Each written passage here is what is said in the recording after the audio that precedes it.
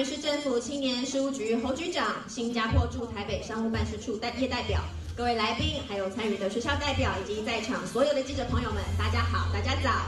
感谢各位拨空前来参加桃园市政府青年事务局所主办的2024青年设计展暨国际设计论坛开幕仪式。我是今天的主持人 Isabel。Ladies and gentlemen, distinguished guests, and friends from around the world, good morning. Welcome to the opening ceremony of the 2024 Taoyuan Youth Design Exhibition and Design Forum. I'm Isabel, your MC for today's event. 接下来呢，开幕仪式将以中文进行。如果需要英文翻译的贵宾们，请拿起您手边的耳机，我们同步备有英文翻译的服务。So the rest of the event will be conducted in Mandarin.For our guests who prefer English translation, please put on your headset next to you, as we also provide simultaneous interpretation. 俗话说，未来是属于年轻人的。桃园市政府致力于培养青年设计领域专才，并提升青年的国际视野，吸取国际经验，特别举办了本次的活动。接下来，我们将逐一介绍今天的与会贵宾，请超名到的贵宾帮我起身挥挥手。首先，我们介绍本活动的主办单位。桃园市政府青年事务局侯嘉玲局长，请局长向大家挥挥手。我们也很荣幸邀请到新加坡驻台北商务办事处伟杰代表 Trade Representative， 请代表向大家挥挥手。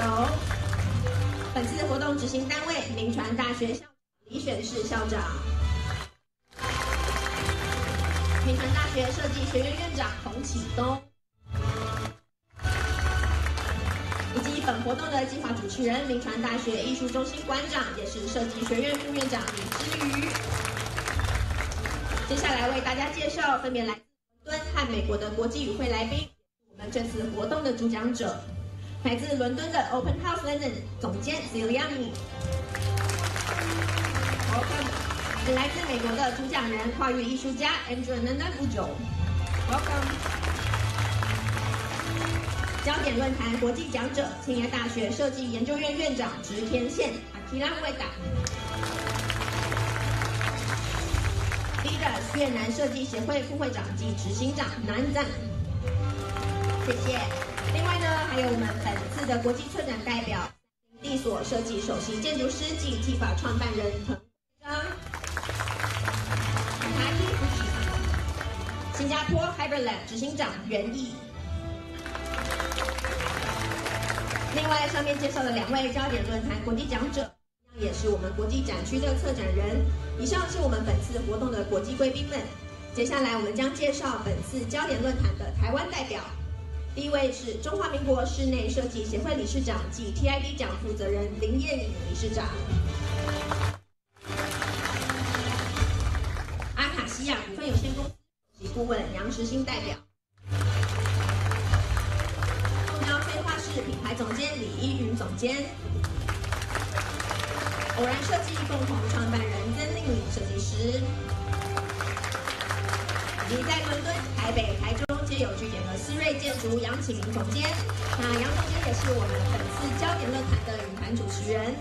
接着我们将介绍本次展区共同策展人，民传大学陈政甫教授，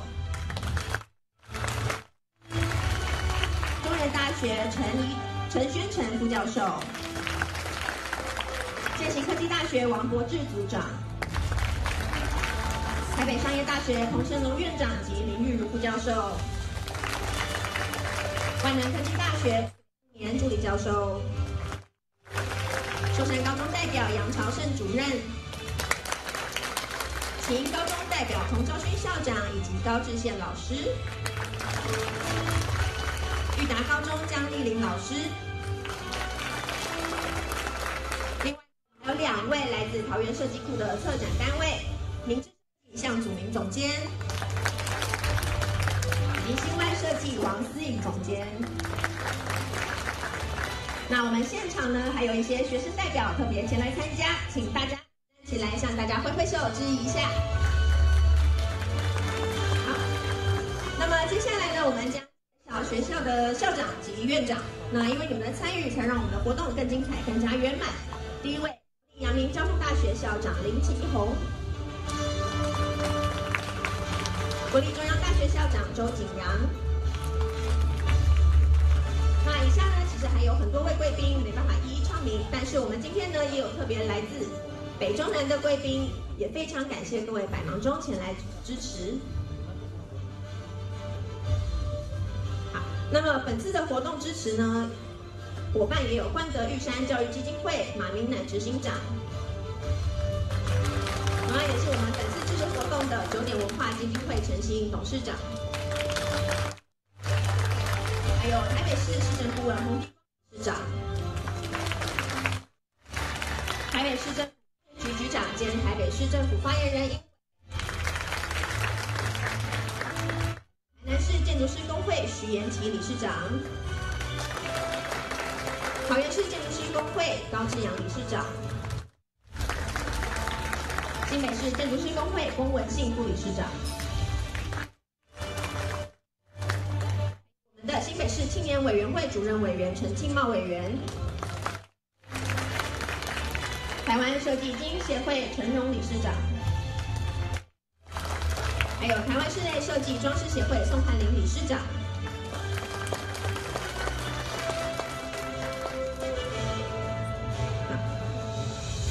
另外呢，我们还有更新的名单，也有请我们的育大高中校长徐浩峰校长跟我们挥挥手，还有高中校长黄华彩校长。好，最后还有2位打开台北 Open House 台北徐庆杰创办人有在场吗？好，最后一位就是我们的劳动部劳动力发展署美基宜花金马分署创客基地拉瓦布新主任。那么接着呢，让我们来介绍今天的开幕表演。我们非常荣幸邀请到桃园在地的龙乐管弦乐团为我们演奏2首爵士乐。第一首叫做《四月望雨》，这是由桃园优秀青年张彦哲所改编创作，也在2023年的桃园地景艺术节首度展出。那么第2首呢，就是大家耳熟能详的《What a Wonderful World》。这首歌呢是 Louis Armstrong 在1967年。那么我们现在就有请大家一起来欣赏这2首乐曲《四月望雨》What a Wonderful World。那我们再一个掌声鼓励。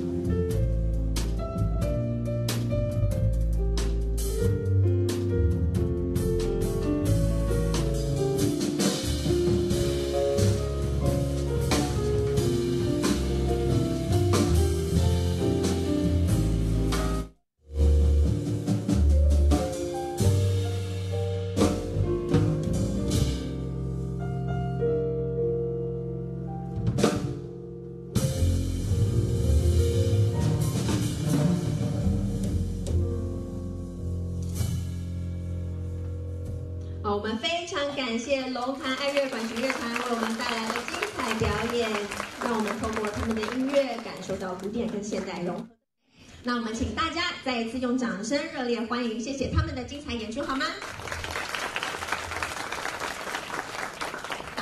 那我们刚刚收到说，我们的梁文超议员也已经来到了现场，方便请议员一起来跟我们大家挥挥手吗？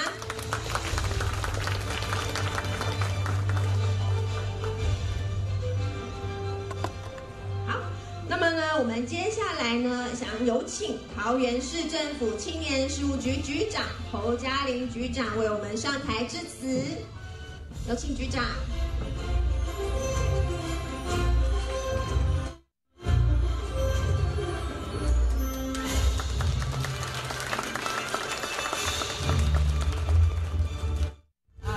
谢谢美丽的主持人，问候一下我们新加坡驻台代表、业代表。还有我们来自各地各界的讲师，包含我们英国的伦敦的总监，还有我们来自美国的总监，还有来自我们新加坡、越南、日本，还有所有国内外的讲者，还有所有的校长、所有的老师，所有我们赞助这一次活动的赞助单位，还有所有参与这一次活动的师生们，大家早安，大家好。首先感谢大家参与这次活动，真的站在这里蛮激动的，因为看到好多人，看到今天一路，大家应该都有看到今天策展的成果，给这些策展的人一个掌声好吗？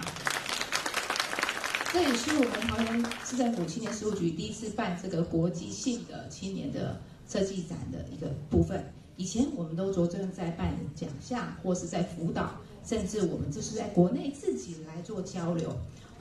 应该说，今年年初我到日本跟我们织田县我们老师教授一起来交流之后，我就思考是不是在台湾回来台湾可以办这件事情，所以成就了今天的设计奖，设计展。那也谢谢民传大学，给民传大学一个掌声。谢谢民传大学这一次来筹办这次活动，办得非常非常好。我们这是很多元，不管在商业设计、建筑设计或室内设计，都是我们多元的发展。甚至现在 AI 数位跟永续，这是我们现在一起推动的。所以这次的主题非常非常精彩，不管在主题的论坛也好，在我们的对谈也好，都有不同的呈现，就是我们用心的地方。所以也希望大家今天除了策展之外，我们要看一看，留下来听听我们这些来自海外跟国内外的一些优秀的讲师，听他们的分享，给我们很多的回馈。当然，这一次要感谢我们来自新加坡、越南跟日本的策展的单位，让他们增添我们这次策展的一些成果，甚至跟我们国内的5所学校、2所高中，还有我们两个我们自己的辅导单位。当然，我们从致力于设计奖之外，我们有成立设计库，专门在辅导我们很多不管学校也好，青年设计师也好，我们推动在设计这一块。我想设计这一块是非常非常重要，尤其市场上的时候非常重视，包含不管我们自己的国内的一些用品也好，或是设计的制服也好，都是采用我们桃园的优秀团队的设计师的产品，所以就是代表我们都非常支持设计这一块。所以今天特别办理这样的活动，等一下稍后我们副市长会来跟大家一起做交流，也希望大家今天可以给我们这些青年学子们一些鼓励，新锐设计师指导，在这里祝福大家，祝我们所有朋友们平安喜乐，谢谢大家。好，我们请局长先留步，非常谢谢侯局长代表青年局不遗余力的支持我们这次的活动，推广青年创意跟促进国际交流。接着我们将请侯局长来颁发感谢状。这次活动由于各界的参与才能顺利展开，因此张善政市长特别签署感谢状，要颁发给我们活动的参与单位及人员，感谢你们的参与。那因为时间关系，感谢状将分由局长及苏副市长代表市长颁发，请超明道的贵宾上台受领。首先，我们要邀请本次青年设计展区的国际参展单位受领感谢状，新加坡 Hyperlab 执行长袁毅。请帮我们看一下镜头。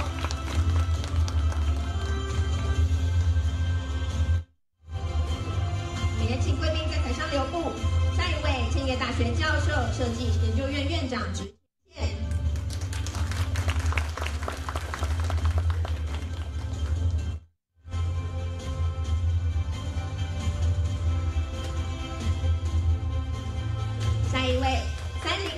设计首席建筑师及企法创办人滕贵章。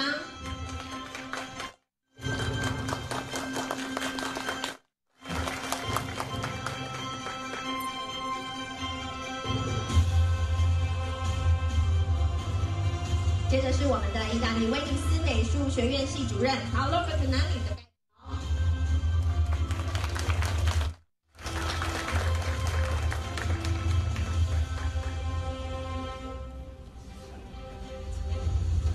非常感谢大家，那我们现在请各位贵宾先靠拢，我们来一张合照片。We'll take a photo together. Please look toward the camera in front of you. 好，那大家也不要吝啬，借我你们的双手，来大声鼓掌一下，感谢他们远道而来，特别来参加这次的活动。好，非常谢谢。那接下来呢，我们将邀请这次大力支持的赞助单位上台受领感谢状。第一位，万德玉山教育基金会代表。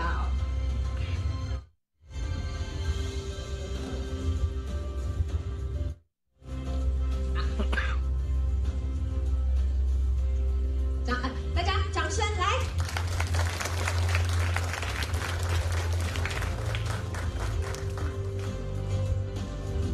接着是我们的9点联合建筑师事务所代表。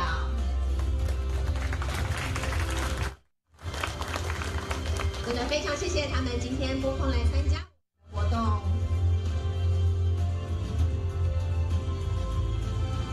接着呢是我们的思睿建筑与都市规划设计。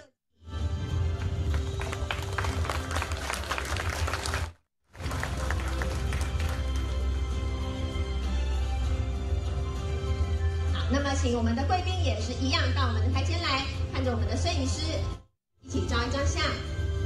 那也特别感谢桃园会展中心鼎悦硬体整合工程行销有限公司，以及要感谢我们今天无法到场的力宝集团。好，接下来我们要邀请单位、策展人以及各学校代表上台接受感谢状。铭传大学陈正福老师，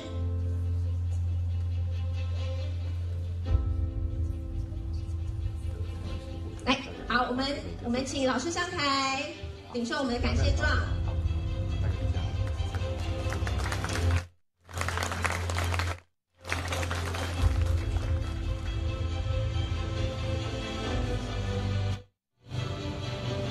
下一位是中原大学陈轩老师，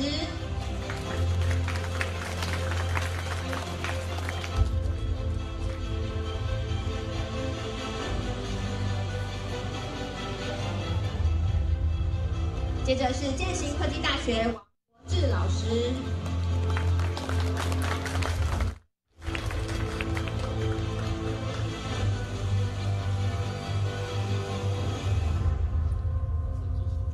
接着台北商业大学童胜龙老师，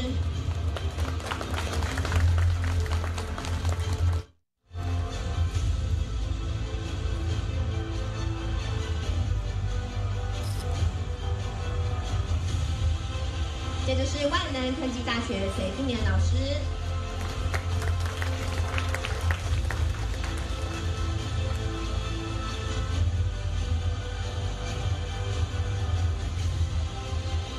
接着是寿山高中代表杨朝胜老师，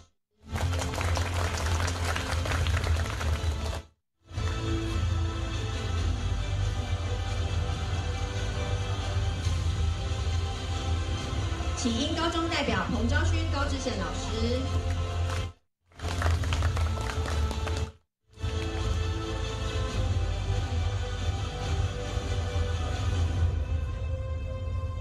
最后一位是我们的育大高中校长许浩峰校长，有请校长。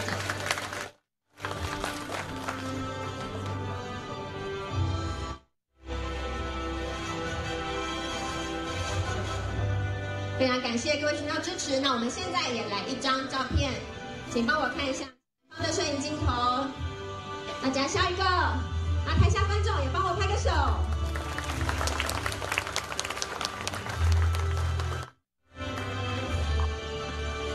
非常谢谢老师，接下来呢，我们将邀请2位来自桃园设计库的上台受领感谢状。第一位是明志设计向祖明总监。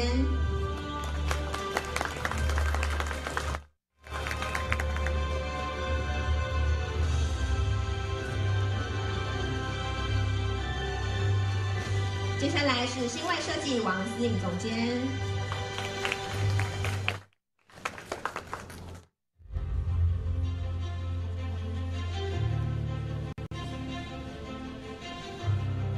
好，那我们请向祖明总监也到台中央来，我们一起拍一张照片。好，看向镜头，下一个。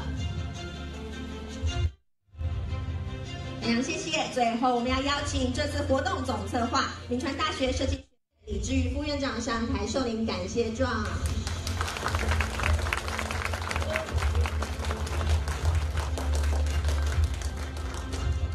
非常谢谢。那我们现在有请侯局长跟李副院长回座。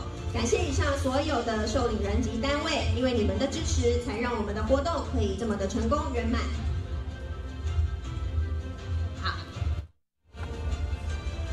那么接下来呢，我们将由承办单位的计划主持人民传大学李志玉副院长为各位简单介绍一下您刚刚进来看到的外面的展区。那有请李副院长。局长，我们的代表，我们各个校长，还有各位的国际的策展人、国际的讲者们，还有来自北中南的理事长们，还有在座这么多的学生，还有很多的专业者。欢迎大家。那我想我们今天非常的荣幸，可以在这边邀请各位一起齐聚一堂，然后参加这样子的一个盛宴哦。但其实这是桃园的第一次这么大的一个设计论坛。那在设计论坛的话呢，其实也可以看到我们是邀请了台北还有这个台北的青年局局长也有来，还有很多从桃园、从台南的理事长都一起齐聚一堂。好，那呢，其实我们也很荣幸的可以看到，外面在后面有这么多的学生都是听到了设计论坛，他们非常的有兴趣。更何况是我们今天还有这么精彩的国际讲。好，那我想这边的话呢，也要特别的跟我们的大使报告，我们新加坡也有参展的内容等等的话呢，请各位都可以到外面参观。那我们刚刚看到外面有分2种展区，一个展区呢是国际展区，包括了来自新加坡、来自日本、来自我们这个意大利，还有来自越南的作品。那另外的话呢，我们还有来自在地的几个高中还有大学。我相信等等大家一个个看的时候，会发现到非常的精彩哦。那我们这边其实都很快速让大家可以看一下。抱歉，我刚刚挡住了画面大家可以看到，其实这个是像我们的日本、新加坡，还有很多的作品，像新加坡的作品，大家也可以看到是在新加坡的樟宜机场樟宜机场整个的 VR 都是这一个策展的公司在进行的，非常的精彩。那我们这边还有很多是不同的学校，甚至于像少山高中、像启英高中、裕达高中，都是我们在地前一段时间才得到了设计奖、桃园设计奖的学校。我们的中原大学，我们的这个台北商业大学、民传大学，还有我们的科技大学以及践行科技大学很多的作品。那这边的话呢，也有放到的就是我们的这个来自马来西亚跟中原大学一起合作的一个设计案那像这些都可以看到非常有文化气息的一些设计作品。那在这边的话呢，也可以跟各位分享，我们等等会有个 PK 赛。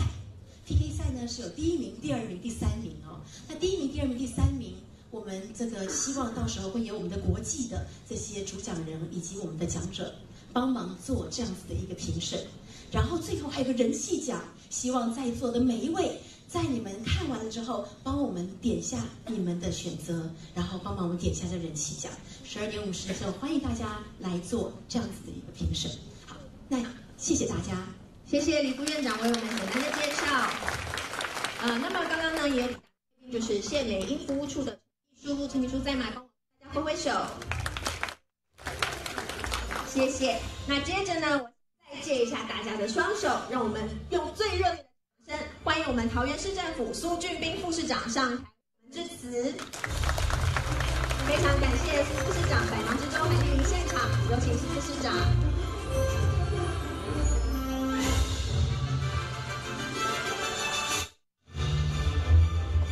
好，谢谢主持人，谢谢我们的叶大使叶代表，我们包含民传大学的校长李校长还有我们在场我们青年局的局长侯局长，我们各个学校还有参加这次设计展，我们这次论坛的国内外的友人，所有好朋友们，大家早安，大家好。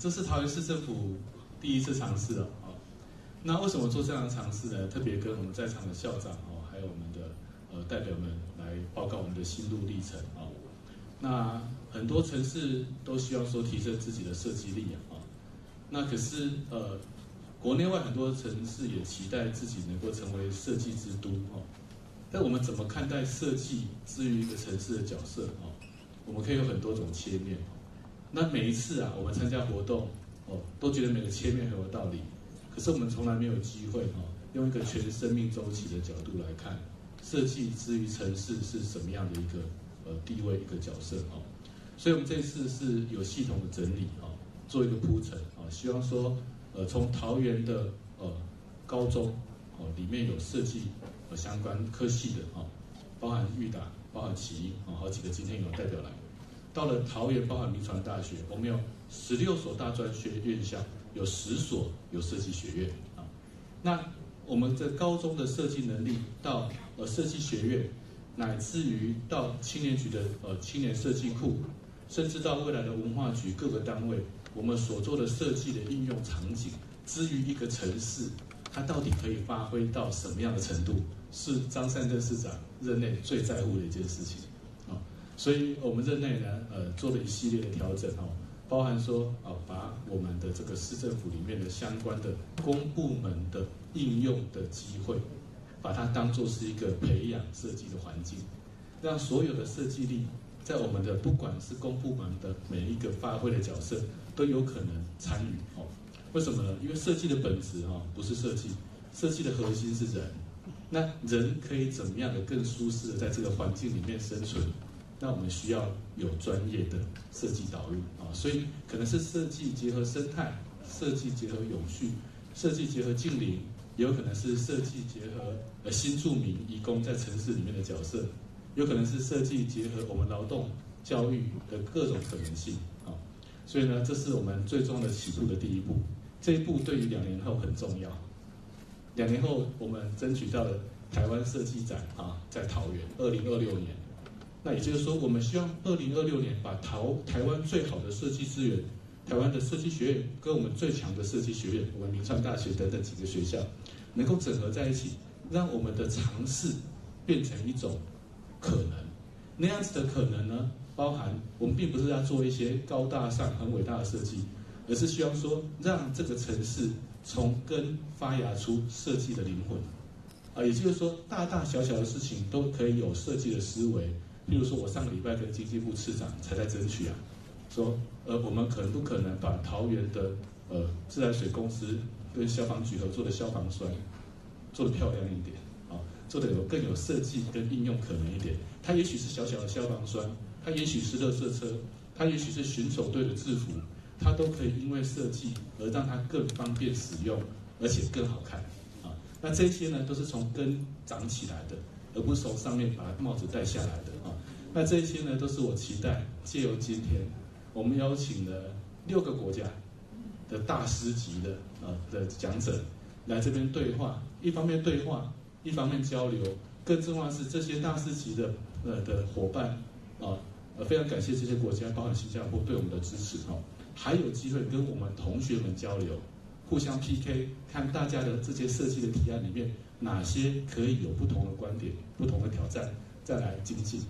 那这是最难得的部分我们希望说，让桃园的设计呢能够一步一步到位这是我们最期待的所以今天特别代表张善政市长来这边，一方面感谢大家对我们这次的设计展还有我们相关的论坛的支持，另外一方面也期待今天之后呢，我们借由一整天的论坛，可以让桃园市我们这个城市吸收到更多设计的能量跟养分。感谢大家，谢谢。我们先请副市长稍作留步，也非常感谢您的致辞。那么刚刚到了嘉宾呢，我们在这边还有中立区公所的李玉强区长。非常感谢区长来到。那么接下来呢，我们将请苏副市长颁发感谢状。这次活动的国内外讲者上台受礼。Open House London 总监 Celia Mi。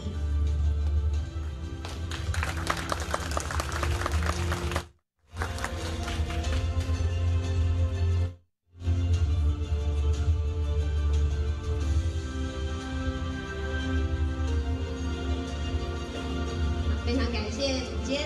那接着呢，非常感谢总监，来，大家再一次热烈的掌声。感谢总监特别从伦敦飞过来。那 Please remain on the stage as we'll take a group photo later。接下来呢是我们的跨域艺术家兼执行长 Andrew Nanda Fujo。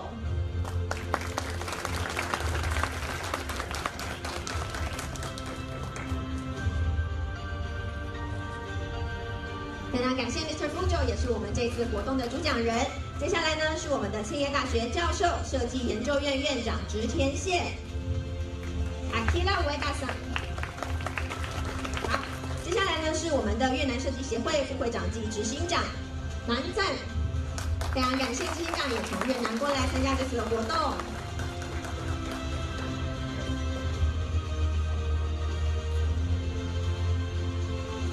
接下来呢，我们将有请我们的庆业大学教授、设计研究院院长植田宪。哇，我们的庆业大学呢，其实呢所在地也是桃园的姐妹市，所以植田宪先生的出席对我们来说意义非凡。谢谢植田宪先生。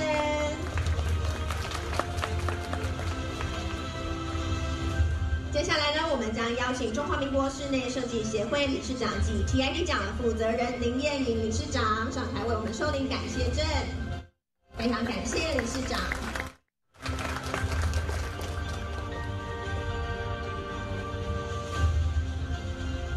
好，接下来呢是阿卡西亚股份有限公司首席顾问杨时兴代表。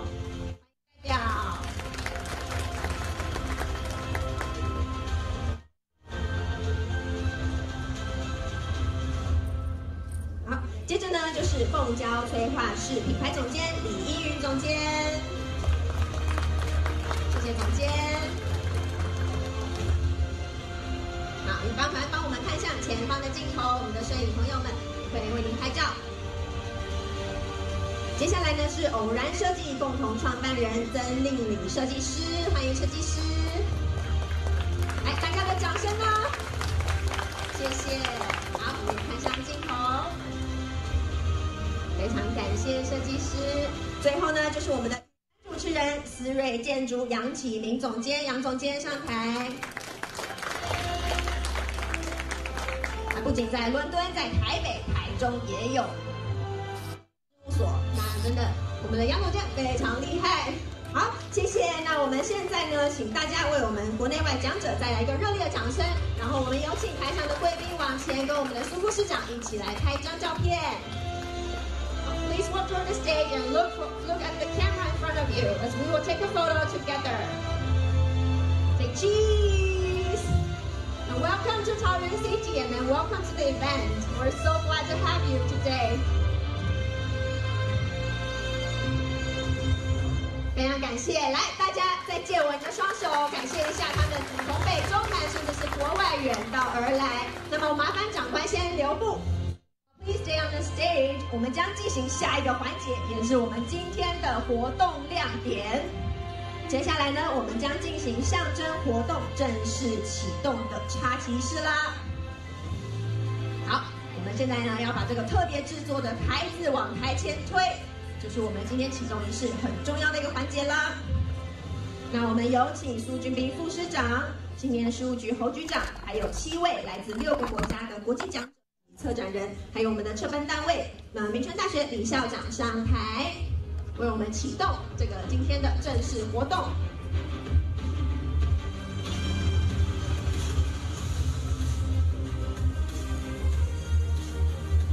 来，大家的掌声不要停！非常感谢今天在阴雨绵绵，大家还抽空前来参加我们的这场仪式。那么等一下，如果有空呢，也不要忘了到外面的展区来看一看我们青年设计，不管是国内外，他们现在的一些创意的发想，还有点子有哪一些，也跟我们的青年交流。好，那么我们现在台上的贵宾会拿到的是象征不同的地点，还有不同单位的牌子。So now we will give you the placard, and each of you will have one in your hand right now. 好，那么我们现在先摄影先拍。好，那么呢，我们现在请台上的所有贵宾举起您手中的牌子，将象征着2024青年设计展暨国际设计论坛的启动仪式将要正式开始。So may I invite all our guests on stage to raise your placards, symbolizing the official start of the 2024 桃园Youth Design Exhibition and Design Forum. 好，大家，我们将在倒数3秒后，请各位长官贵宾插入这个旗子。In a moment, we'll count down from 3 to place your flags into a slot in front of you. 好，准备好了吗？我们也请台下的观众和我们一起倒数。Let's count down together. 准备好了吗？大家准备好了吗？好，那我们一起倒数喽。3、2、1，请插旗。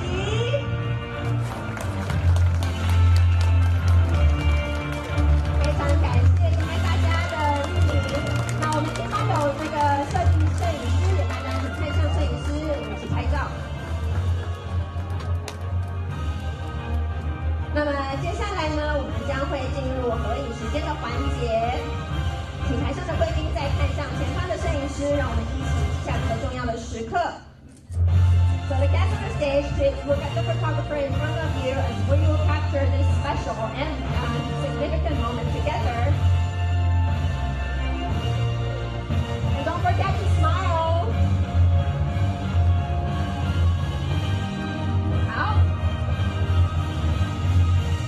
非常谢谢大家。来，再次的掌声鼓励。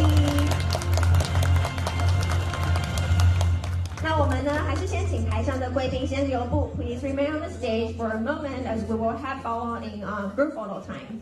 So 接下来呢，我们将邀在场的议座及助理们、各校校长、焦点论坛讲者上台合影拍照。那为了避免让我们台上贵宾等待太久，请大家就快速移动脚步，我们才能开始今天精彩的活动。那也要小心台阶哦。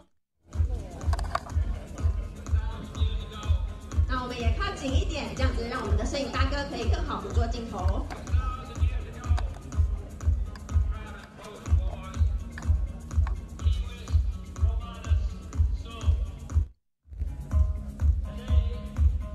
好，来，大家帮我看向前方的镜头。Cheese! Don't forget to smile. It's a beautiful day. Perfect. 好，那不然我们现在要不要比个赞？那我们台上的大家一起比个赞，比个 thumbs up. And look at the camera.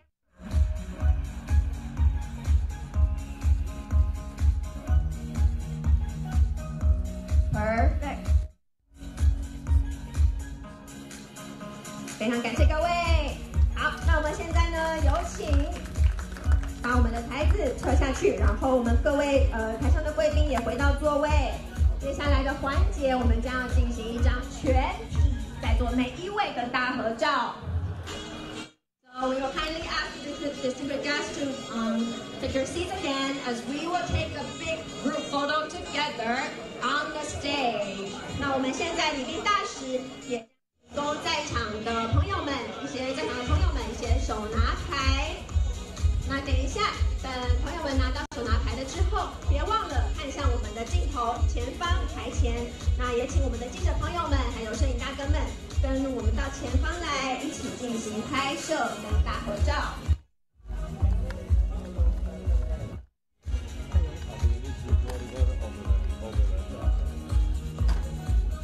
好，有拿到手拿牌的各位，别忘了稍微举高一点，然后看向我们台前的镜头。If you have a clicker at hand, don't forget to raise a little bit and look at the camera in front of you. 好，大家一起。那我们看向摄影镜头，一起数1、2、3 ，Smile。好，好，一张不够，我们再来一张，那大家微笑再大一点，开心一点。那我们也在一个。Then we have a thumbs up, and when we look at the camera, let's take a photo together. 3, 2, 1, perfect. 非常谢谢今天大家特别拨冗莅临我们的活动，没有您的支持跟参与，绝对不会是这场活动成功的元素。好，非常谢谢台上的摄影朋友、媒体记者大哥们。那么再次感谢各位贵宾参加今天的2024青年设计展暨国际设计论坛开幕仪式，我们就到这边圆满结束了。青年设计展将于11月10日到18日在桃园会展中心展出，也诚挚的邀请大家拨冗在前来欣赏我们青年设计们的精彩作。那么最后别忘了确认您的随身物品是否都携带了，也祝大家有一个愉快美好的周末。So the 2024 Taoyuan Youth Design Exhibition and Design Forum has officially begun. We extend our warmest welcome to all the distinguished guests for taking your precious time to attend today. And then the exhibition will be held from November 10th to 18th at the Messe Taoyuan. And we warmly invite you to visit and experience the exceptional works for our talented young designers.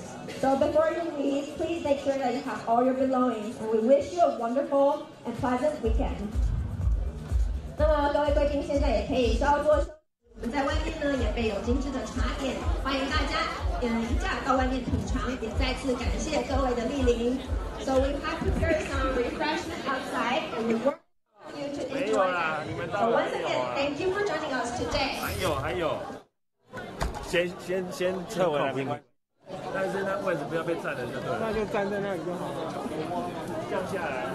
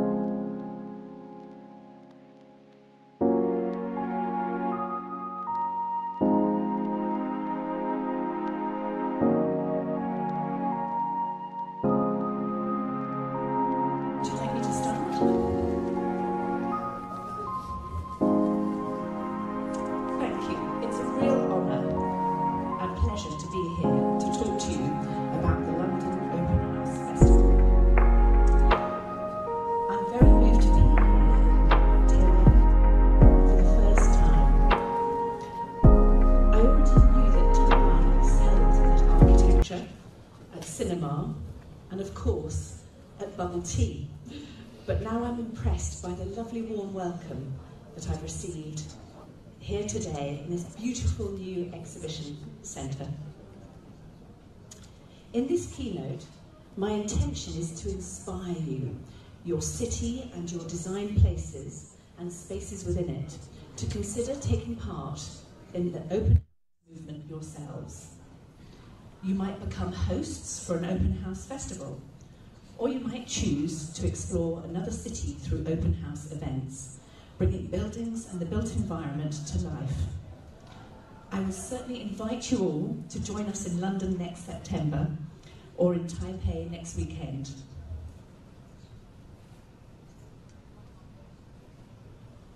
I'm going to cover these topics. What is London Open House? Why? What's the mission? How does it work? Four curatorial special initiatives, the marketing and partnerships needed, evaluation and impact, what next for the festival, the Open House worldwide movement, and the secrets of success. But first, who am I? I'm the Festival Director of London Open House. I'm a management consultant specialising in running charities and small organisations through change. And I thought that those of you in the audience who plan to work in cultural events and design festivals yourselves might be interested to know the relevant background to getting this job. I was previously the first director of London Historic Buildings Trust. This was all about finding new purposes for significant, important buildings at risk as a way to save them. I'm currently a trustee of London Parks and Gardens. This organisation runs another famous event, the London Open Gardens Weekend, and I've done fundraising for them in the past. I've reorganised the Bath International Music Festival and the Bath Literature Festival. This is a very famous festival that was founded back in 1948, but it had hit problems and was in need of new audiences.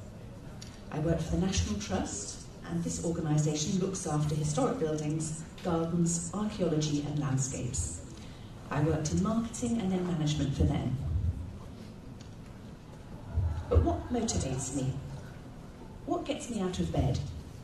I'm very curious, I'm very nosy, and I'm desperately keen to share access to special places with those people who are shut out. I want to open doors for them to experience the privileges that I've had. And I've included my educational qualifications in case there are people in the room wondering, but there are many other types of qualification that would be relevant. I hope there are many future festival directors out there in this room who will bring their passion and their perspectives to shaping the future.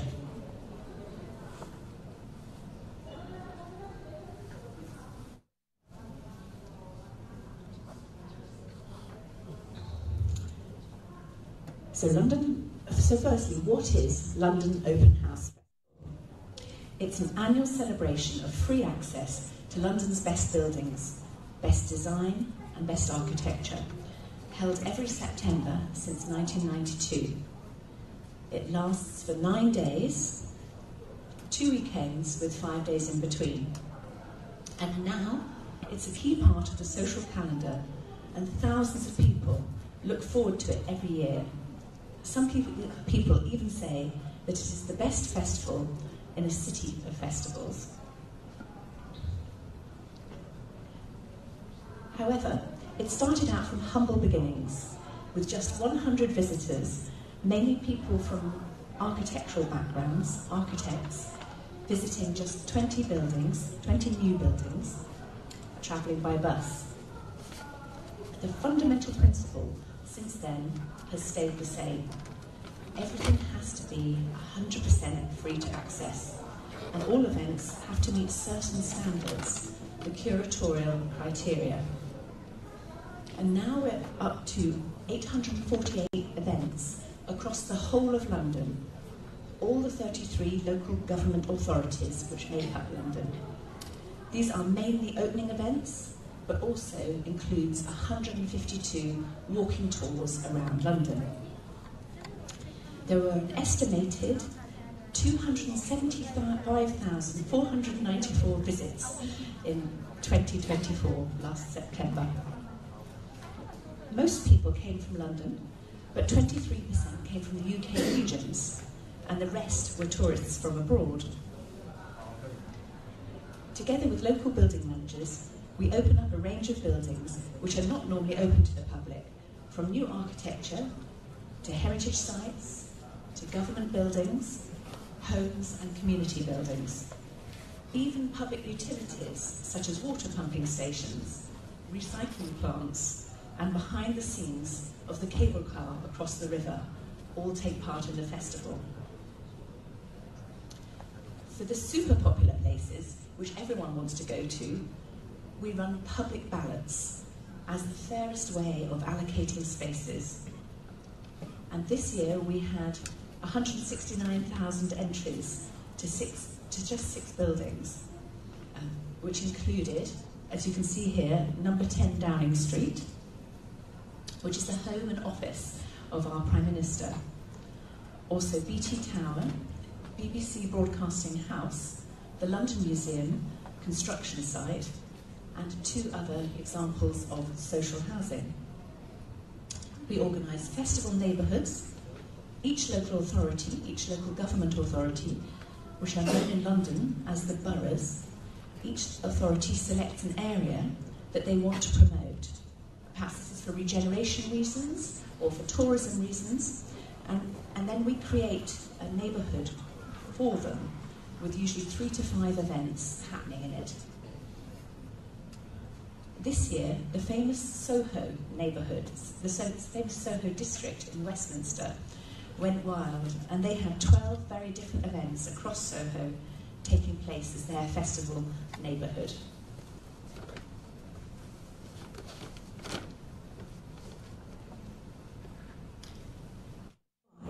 Why do we hold this mass engagement event with London's best design, best architecture, and the built environment? This is our mission statement for the festival, and we share the same mission with our umbrella charity, Open City. I understand that in Taiwan you don't have charities, you have associations, which are organisations with social purpose. So that's very similar to the charity Open City. Open City also runs educational programmes, tours of the city, and it sells some merchandise such as books, socks and bags. Being a charity, this means that we have to deliver public benefit. It's not all about making money, although it's really important that at least we break even. So let's take each word of the mission and just clarify what we mean by it. By open, we mean opening up parts of the city and opening up people's minds in order to understand our built environment. By accessible, by this we mean helping people to overcome any potential barriers to their experience or barriers to the built environment. And then inclusive, by this we mean everyone is welcome. We want our audience to reflect the diversity that we see in London's population. Our mantra, the festival team mantra, is that we want everyone to feel a greater sense of belonging in this fantastic, beautiful, global city that's London. And that's the golden outcome that we're trying to achieve. How does it work? How does London Open House work? This planning cycle chart shows you how the festival works. There are 4 distinct phases of work, starting on the far left, with immediately after the Open House Festival in September completes, the team enter a period of review, assessment of the previous festival, assessment of its impact and achievements, and its challenges, and we start planning for the next one. In the next phase, we use the impact and evaluation to approach local government persuading local government to become co-curators with us. We tend to work with about 25 to 30 of the 33 London boroughs in any one year. In particular, we work with the departments of culture or the departments of regeneration and planning departments. We find out what their strategies are, what are their priorities, and it might be something like to showcase their design or creative industries, as it was this year in the London Borough of Enfield. Or it might be to showcase the environmental sustainability of their new architecture, as it has been recently in the City of London and in Hackney. Sometimes it's about their heritage and their historic buildings, as it was in the London Borough of Richmond this year. Each local government authority pays us just £5,000 subscription per year towards keeping Open House Festival free for visitors.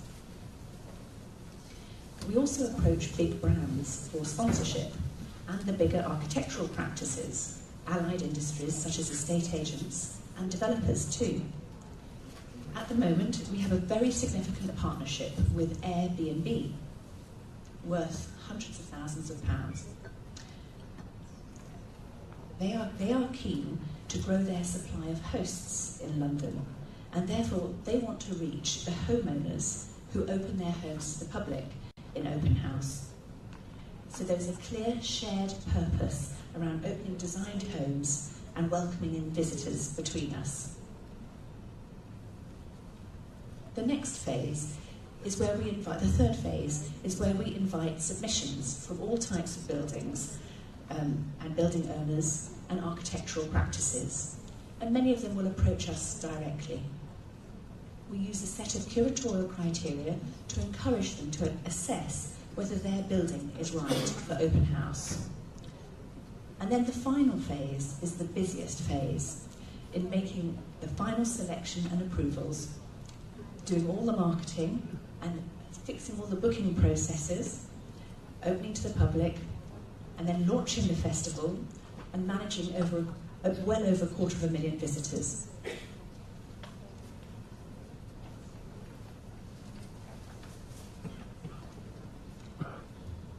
Let me move on to the London Open House curatorial criteria.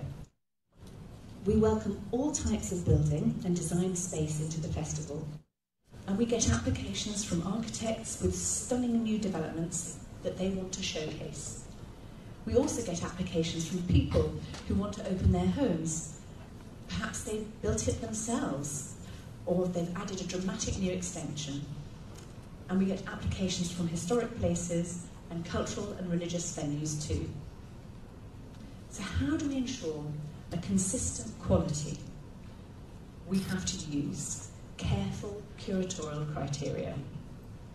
We need these criteria to give us guidelines because it ensures that we're consistent, transparent, and achieving our mission. It's also helpful in giving clear and fair feedback. There are currently 4 criteria. Any one of these scores 2 points in our selections and approvals process. The first one is opening up. Is the building normally inaccessible, or is it open to the public? And or will it be free of charge, if it's usually charged for? The next one is learning, and this is all about having something interesting to share, introducing, interpreting, explaining the space. Our host contributors do not need to be architectural historians or academics to be part of the festival, but contributors should champion learning by having something interesting to share with visitors, so that they go away having learned something from their visit. This should be a combination of the architectural and design, the history, social or cultural significance of the space, and it should be about the people. The next criterion is about animation, and by this we mean having something happening in the space, a sense of occasion. It might be about the community opening up the space, or it might be about the building itself.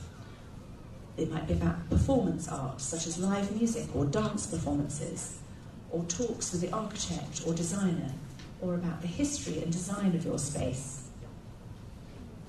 Accessibility. This is about removing barriers, for example, by providing a large print guide, or providing lone wheelchairs, or providing hearing loops. And each one of these dimensions would score 1 point. I want to let you in on a secret, something that we learned the hard way last year. Last year we had a more complex system for our scoring system, but it was so difficult that we quickly found that we couldn't calculate scores over 22, or over 15 out of 22, at a fast enough pace when we had hundreds of places to be approving or to be giving feedback on improvements. So we've streamlined our system, and now it works much better like this.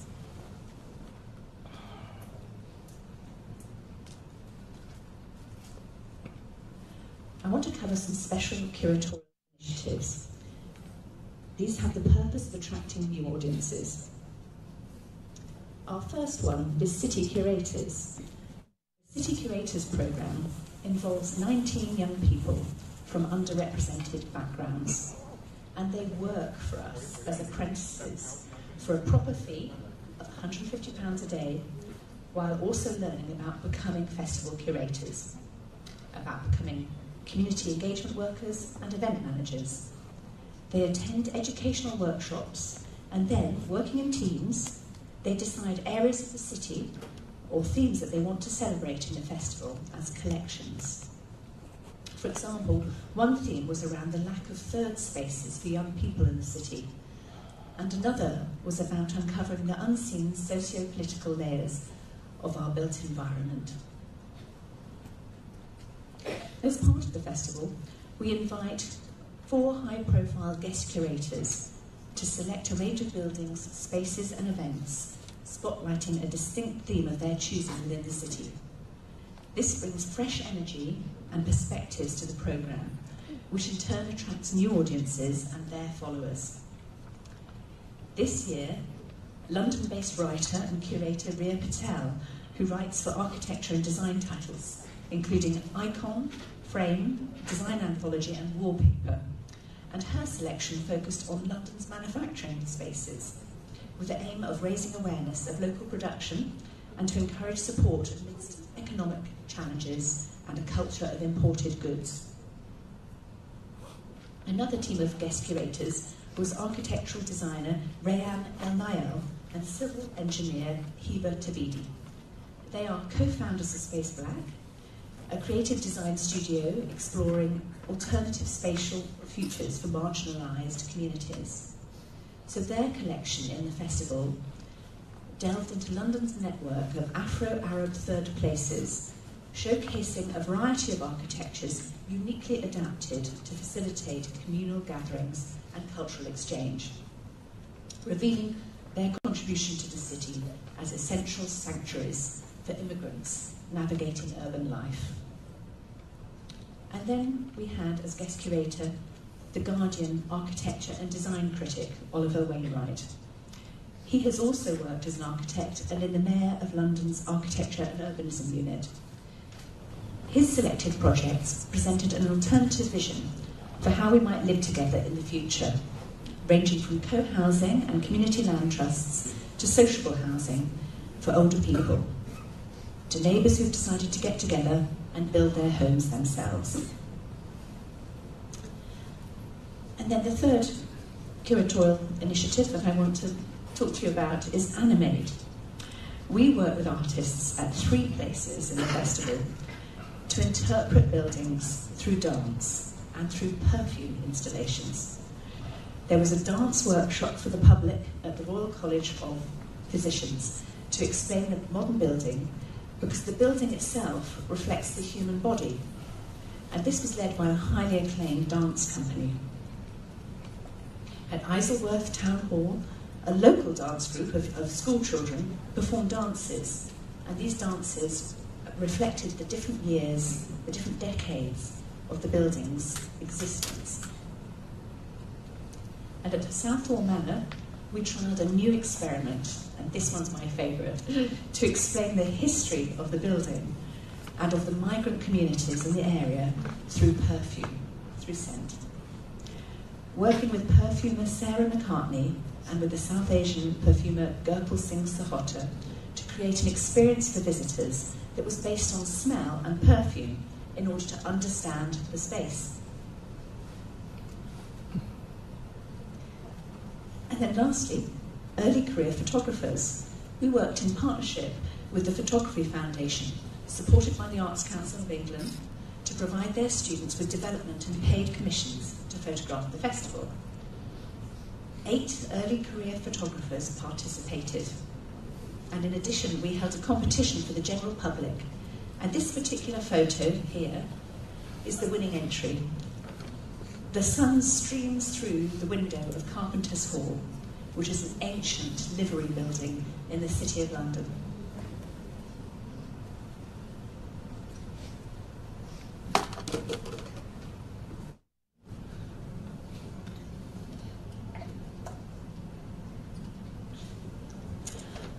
I want to cover marketing next, and I pay tribute to Open House Taipei and to Richard, I can see in the audience, because at a conference last December, Open House Taipei talked about how they use media very successfully.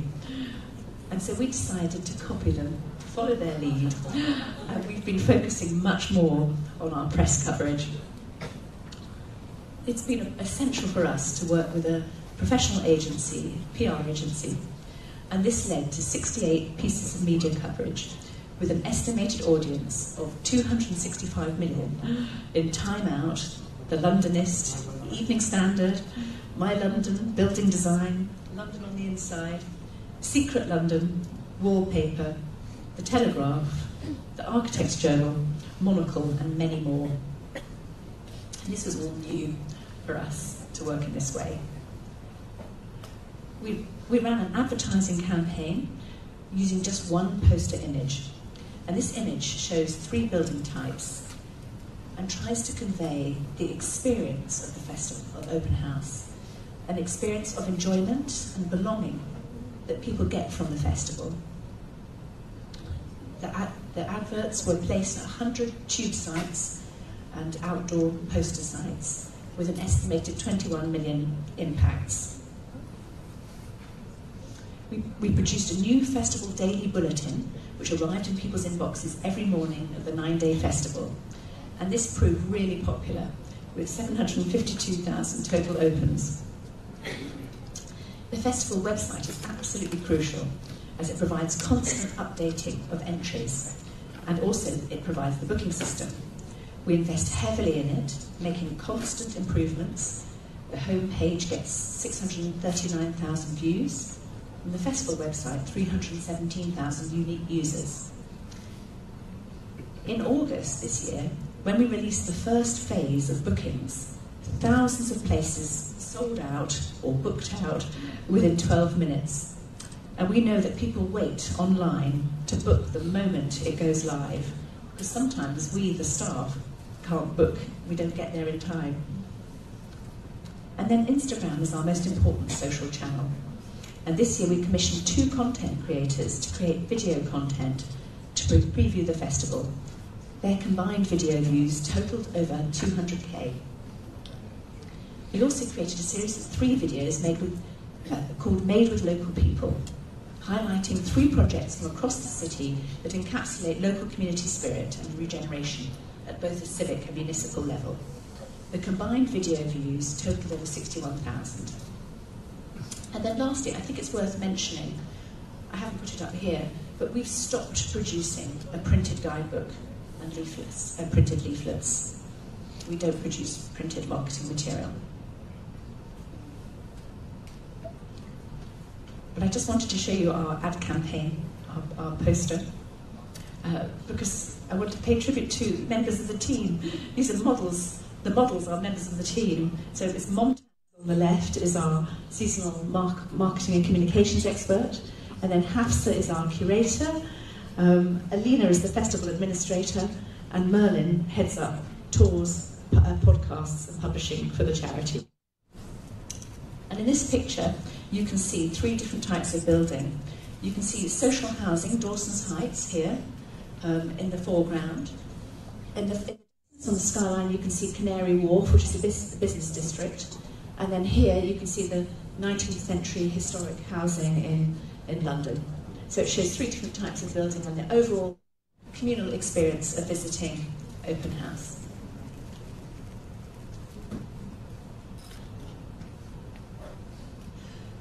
The festival is a multifaceted joint collaboration, and it's a shared endeavour with a wide range of partners across London. The festival team works in partnership with all these partners to support it financially or to support it with their time and with their expertise. First, we have the headline sponsorship with Airbnb, partnership with many architectural practices, for example, Foster & Partners, which many of you will have heard of, and many others. Sponsorship from allied industries, such as Oakut Boutique Estate Agent. And then local government, absolutely crucial that we work with the 33 London boroughs. They provide us with some modest funding, which adds up, and they also provide us with co-curatorship. We work with access and disability experts and grant funders, such as the Arts Council, National Lottery Community Fund, and the City Bridge Foundation. They all underpin our work. I've mentioned the PR agency Caro. They provide their services free of charge in exchange for some profile in creating a collection and in creating some Instagram reels. Guest curators and city curators are partners, and not forgetting the 848 building managers as hosts, from private residential to offices to community buildings, utilities and government buildings. And then almost 2,000 volunteers partner with us in the festival.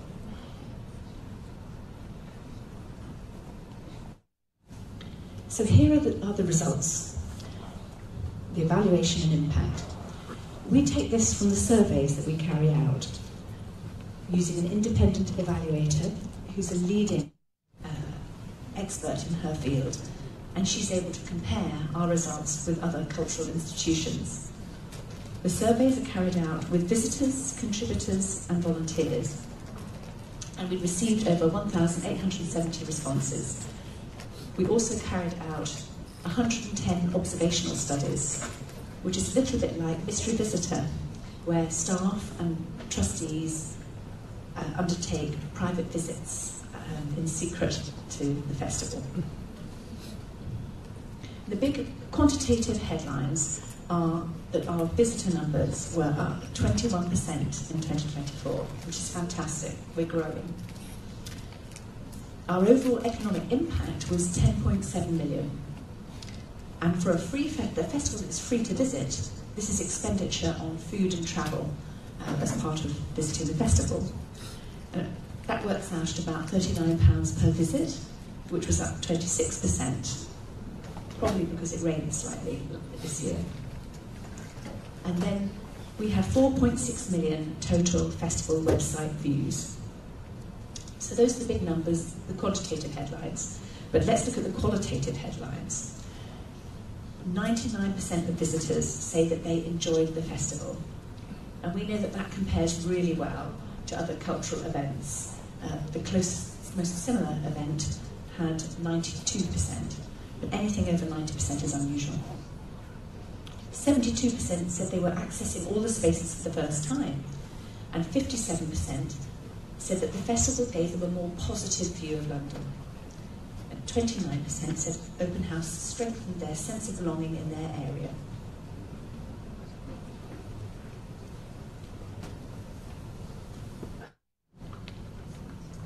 And just to continue the impact, what effect, we asked, what effect did Open House have on visitors? And these are the super important things that we measure, because they're the outcomes, not the outputs, but the outcomes. Remember, we're looking to find out the effect on people's sense of community and belonging engendered by the festival. So 29% say it strengthened their sense of belonging in their area. 24% felt more optimistic about community cohesion in London. 15% enhanced their feelings of trust of people in London. We measured trust for the first time this year, which was copying something from our colleagues in the European Cities of Culture, who use trust as a measure to assess their success. 52% of visitors felt encouraged to research one of the buildings or to research the area. And 54% were encouraged to come back to the building or area. 11% were encouraged to be more active in the local community.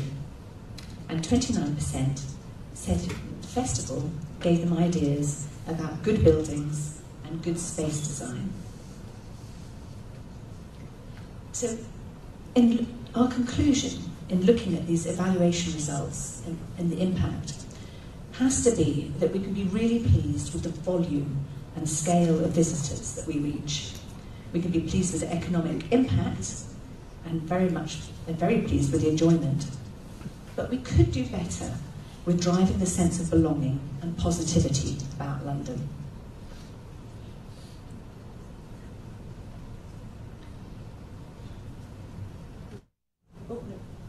Just wanted to mention that this is cut short. It says, buildings are great, but we love people too. It was a rather nice quote.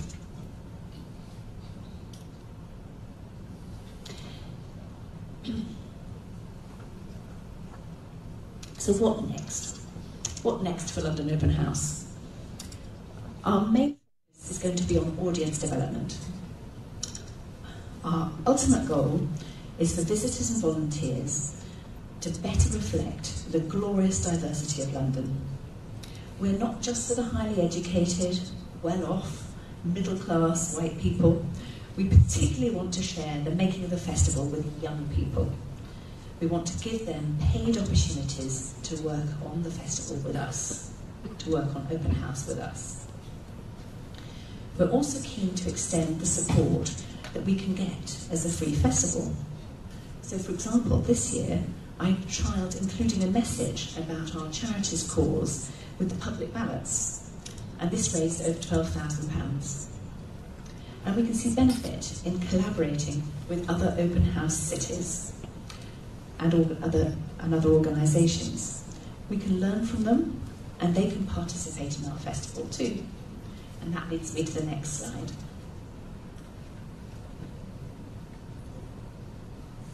Open House Worldwide.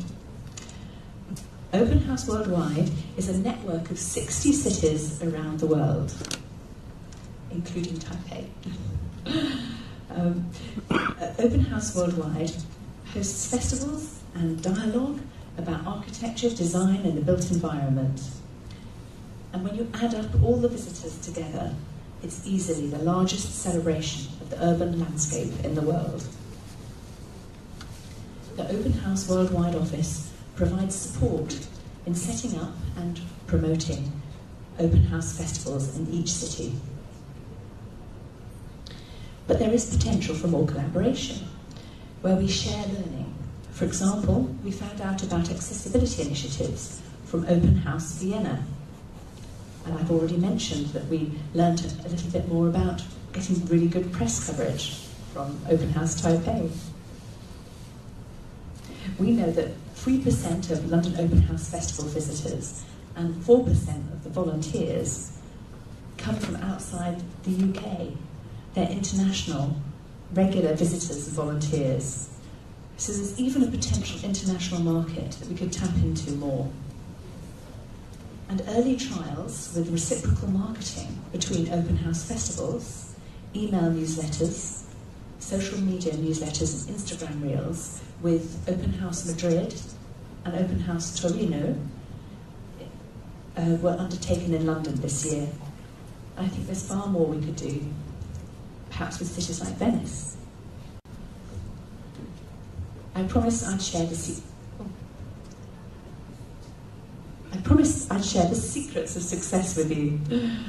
So I asked the team for their ideas. and we discussed it. And these were the 3 magic ingredients that we thought made the difference to London Open House. But you mustn't tell anybody else. The first one is true collaboration. It's true collaboration with our host contributors. It's a shared venture. In many ways, the Open House office is an enabler. We're not a hierarchical dictatorship. In many ways, the heavy lifting of Open House is done by the people who open their buildings. We provide the platform, we provide the guidance, and the branding. We have wide partnerships across the city with brands, with companies, and with local government. And these are crucial to being able to scale it up so that we have almost 1,000 events happening in the festival. They're also crucial to our business model. So collaboration is the first element of our magic ingredients. The next one is curation. Because we do have such a volume and range of buildings and activities to choose from, we're able to make selections, to make choices, and to create collections. We know that over 60% of our visitors use these collections to navigate the festival. We use curatorial criteria to help guide contributors to achieve the best quality that they can. And we can attract guest curators and provide enough material for city curators so that curators can tell the stories through themes and collections which reflect their values and their interests and their preferred art forms, such as Animate or the Music Nights. And then the last one is that we are pretty much digital only. No print, no guidebook, no leaflet, no flyers. Because all of those things have early deadlines and they have a very short shelf life. So instead, we've invested heavily in the festival website. It's cost us tens of thousands of pounds to get right. And this has fundamentally changed the culture of the festival because it allows continuous improvement to happen because the updating happens right up until the start of the festival. And it's what the vast majority of people expect. And it saves on a few trees too.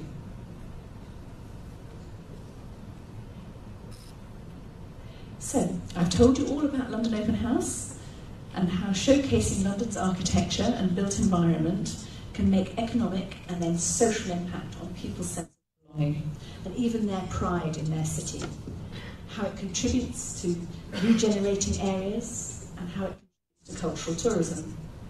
I've covered how it works and how much it's a partnership effort with multiple curatorial initiatives and several secrets to success.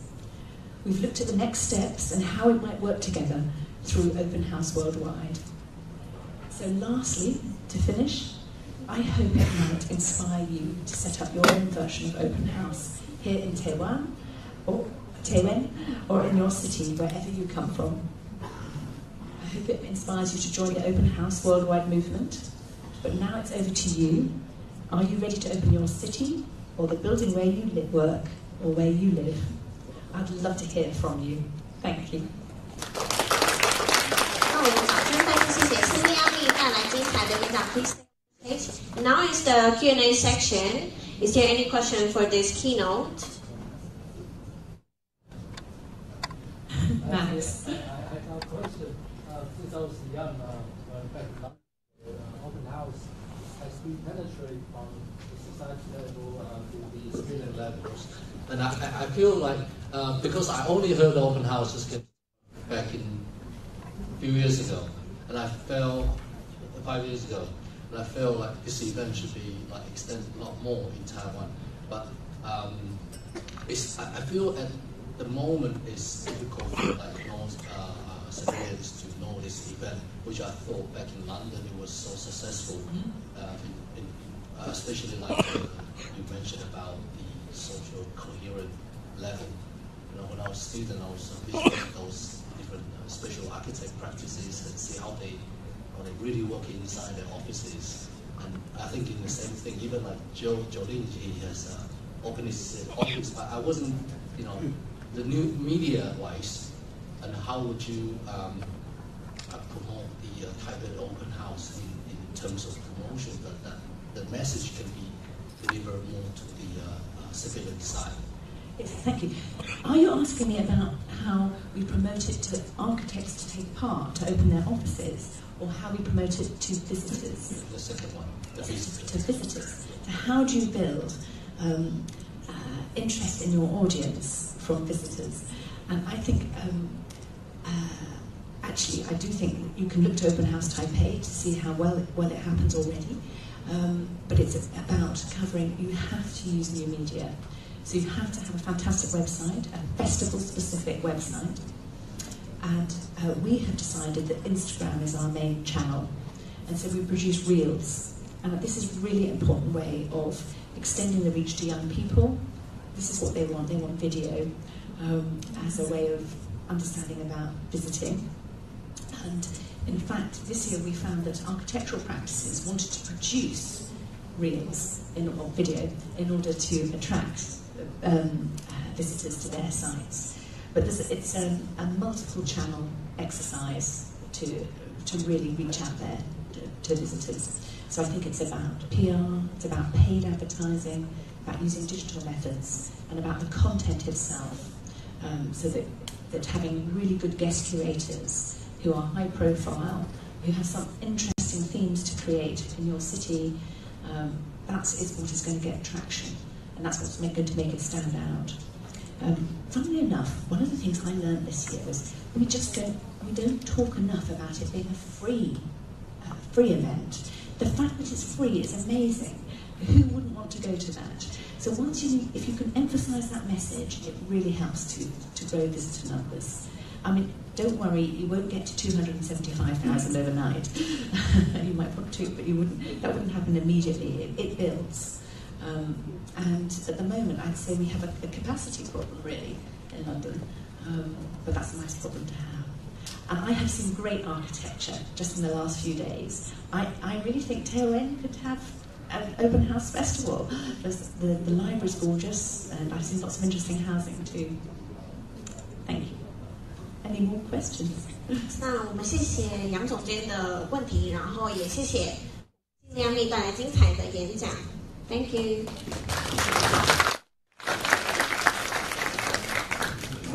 那接下来是午餐时间，各位可以自行安排午餐。那对接就是 Global Mall 美食节，提供大家参考这样子。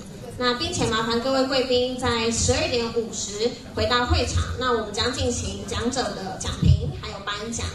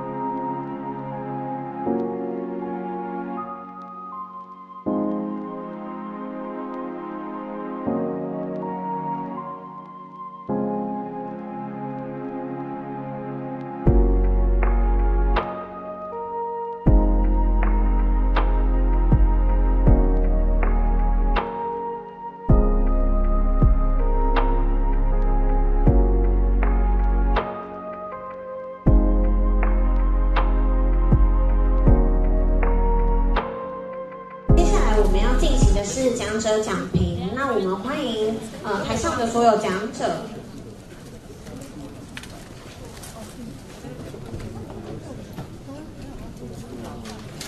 那帮我掌声一下，欢迎那个台上的讲者。那我会接下来呢是由我们的杨总监帮我们主持这个阶段的讲评。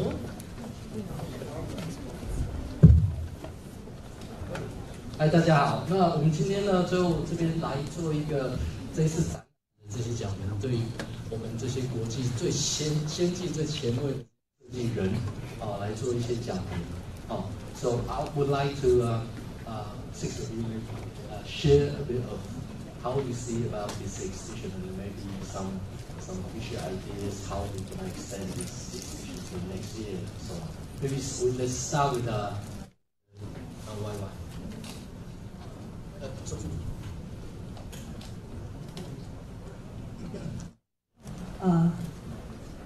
我用中文讲，可能这样观众听起来比较容易。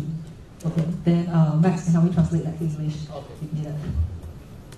所以我是觉得，首先非常荣幸，我们可以代表新加坡来台湾参加这一个活动。我们是在几年前，首先和民传大学和李教授在签署了一个 MOU 开始的一些合作，然后在这几年之间呢，是一直有一些合作的机会，就包括这次展览也好，还有之前有过一些比如说一些文章啊等等。那我觉得其实我非常荣幸过来参加，因为据说这是第一届这样一个青年节的设计活动。然后通常来说第一届的话呢，是就是你办任何活动，第一届的话都很 challenging， 都会很有挑战。首先你之前没有一个标识，没有一个 reference， 你不知道怎么样办的话，可能是可以达到一个很好的，你们没有任何的一个标书可以去 refer。然后同时你同时又很有压力，因为以后这个活动怎么样办，都还要从第一届看你究竟 set up 了一个怎么样的这个 milestone。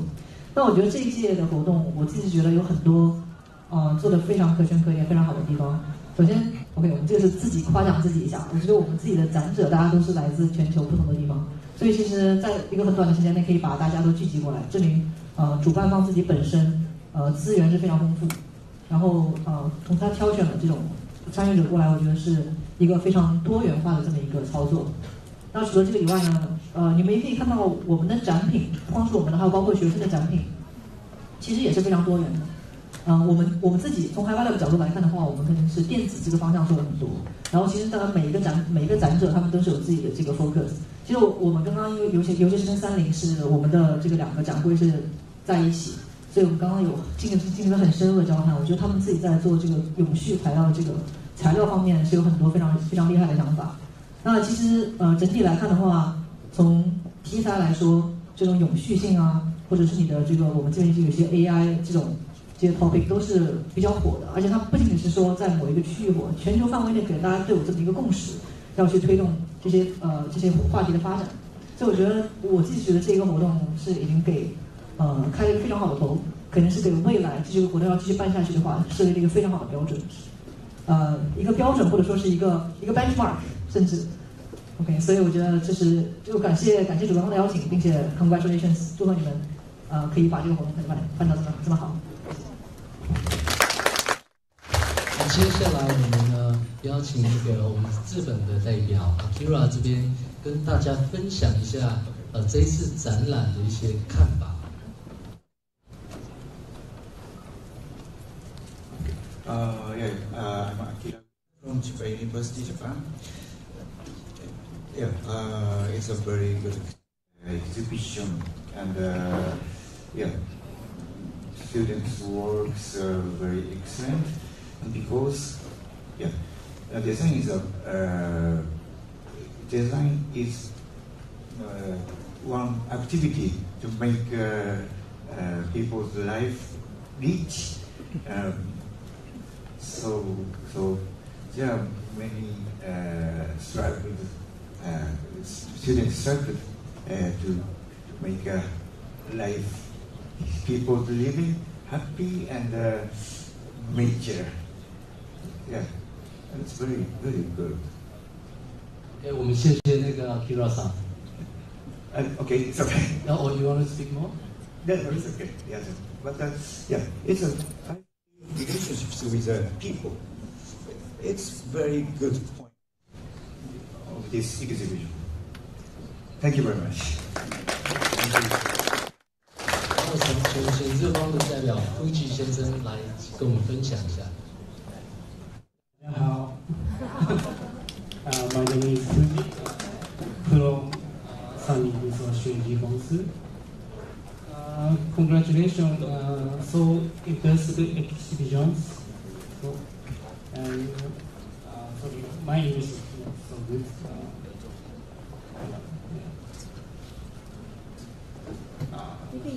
You can use the Chinese file. We have a direct translation if you want. 日本語で大丈夫？大丈夫かな？なんかエキシビジョンの中でたくさんスケッチを書いていた大学の方がいらっしゃって日本で本和次郎さんの方言学っていうのがあるんですけど、ちょっとすごく強く難しいと思うんですけれども、なんかそれをすごく思い出したんですよね。やはり失われつつある台湾の風景みたいなものをたくさん描いていて、それが私はとても、印象に残りました。で、他の展示についても、その一つのブースごとに、きちんと、コンセプトが体現されていて、それが非常に印象に残るものがたくさんあったなというふうに思っています。今日はどうもありがとうございました。Thank you very much. OK， 谢谢顾吉先生。接下来就是我们的英国代表。那 Celia， do you have any feedbacks that you can tell the students? Yes, I'd like to start by saying well done. Really super exhibition, very interesting. So congratulations to all the young people involved. What I really liked to see was I liked to see one powerful image and not to have too much visual clutter. I think it's really important to make sure that you know what your key messages are and that that lands with impact and power. So I like to see that the use by many of the exhibitors of simplified design, which is powerful around use of image, but also I was very impressed by some of the models. I love to see good model making, and I thought that worked well. And it's nice when it was nice to see that there was some use of emotion in what you were exhibiting, where you explain what it means to people, because I think the people dimension is really important. Thank you. All right. And now, in this, you're going to give some feedback about this exhibition. Thank you very much indeed for inviting me to such a wonderful exhibition. And I just want to say what such a high grade of technology and how fantastic the young people and so many young people presenting such a high quality of work, and how they engaged with us at the stalls and explained things, and it's just really wonderful to see. And I think Taiwan is going to be world leader in technology and in this line of work in the future. And I just want to thank you all. I think you're all brilliant. Thank you so much. 好，接下来我们是南的代表，就是向。Max, may I just add one thing? Yeah, please. Because you asked me about what we'd like to see in the future, and I wondered if it would be great to see more people participate in this exhibition. But I wondered if there was a possibility of using different art forms to interpret the design. Yeah, maybe it could be things like dance or other art forms. It's all part of the design circle. Yeah, and you might need a bit more space to do that in. Yeah. But I think that really helps to link different people's different learning styles. Okay. Alright. 好，接下来是我们的越南的代表。Okay, this is Yang. Yes. Thank you very much for inviting me to first time to come to Taiwan, and especially the Italian for the Youth Design Exhibition and International Design Forum. Firstly, I really appreciate about all the activities within today. There is a big event for young designers, and we are the Asian country. And we are very proud about we also must go try to the future. But I saw through the exhibition here, we never forgot about the identity of our Asian country.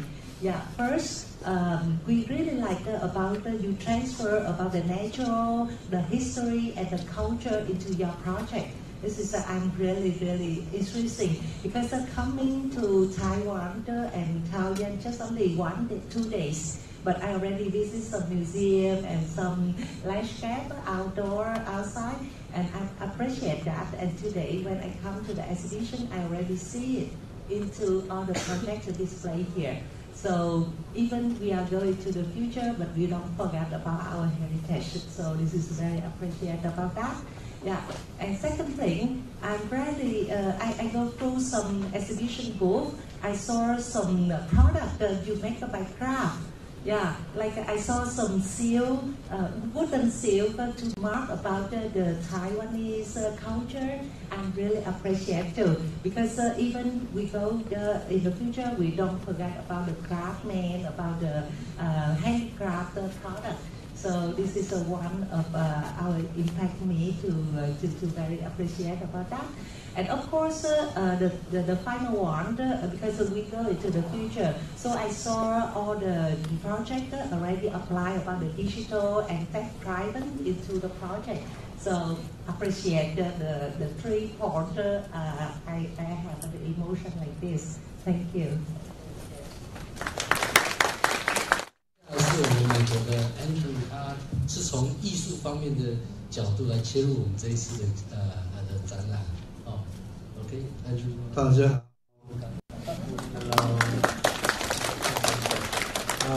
Yes, it's a real honor to be here today and to view your works and your inspirations. My feeling as I was walking through the exhibition is a strong feeling of community, celebration, fun. And this is so important for young designers. I can see that you guys are looking towards the future, but you have your interests that are current with, with what you and your friends are thinking about. So I think stay with this creativity that you guys all have and have showed us today. And as you get a little older, it's going to evolve. It's going to grow. You're going to start looking at different things out in the world.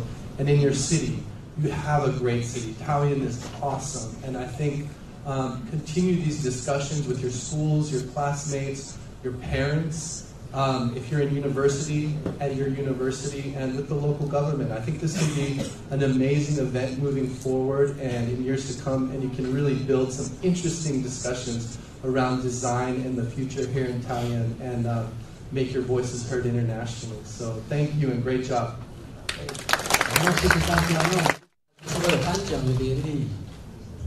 那我们再次掌声谢谢所有的讲者，那帮我请回座，谢谢。好，那接下来我们会进行颁奖。那在刚刚午餐的时间呢，已经前3名还有跟我们的人气奖都已经出来了。我们请局长上台帮我们颁奖。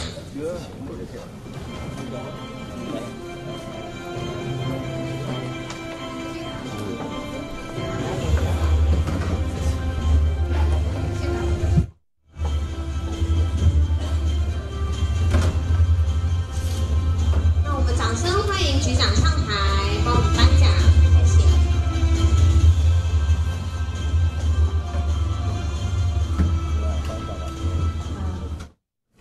首先再次给我们策展的团队一个掌声啊！怎么说呢？大家都走过看过，其实都很多的想法，跟很多的留念，跟很多的觉得很佩服他们。尤其我每次看到学生的一些策展，我就觉得真的很感动。包含我们这一次，其实大家有看到，刚才我们这些讲者也有分享到，评论他们都有分享到说，其实我们是很多元，也期待更多元，也要跟我们客人说，其实我们也希望更多的呈现，但是市府的经费有限，而且是第一次，不知道要多少的预算来办这件事情，有多少的讲者或是这些同学们这些学者们室内设计师他们愿意来这件事情，是我们第一次尝试的。那通过这一次的这样的一个办理我相信会更多人在明年我会更扩大办理，这是我觉得可以希望我会跟这市府来争取这样的一个方式来把这一次做得更好，这是我们第一次，也谢谢大家给我们。好，我们现在来公布这一次2024桃园青年设计展的 PK 赛第3名得奖的是中原大学跟寿山高中，来欢迎这两组。我跟大家报告，刚才其实我们很挣扎，我们说呢，其实我们只有第3名只有1位。那我觉得我们就是希望给更多同学们鼓励，所以我就制作自己来卡问这件事情，就是让我们这2组都可以第3名，所以给我们10年举个掌声啦！我们也恭喜这2个学校得到第3名，恭喜第3名的策展单位。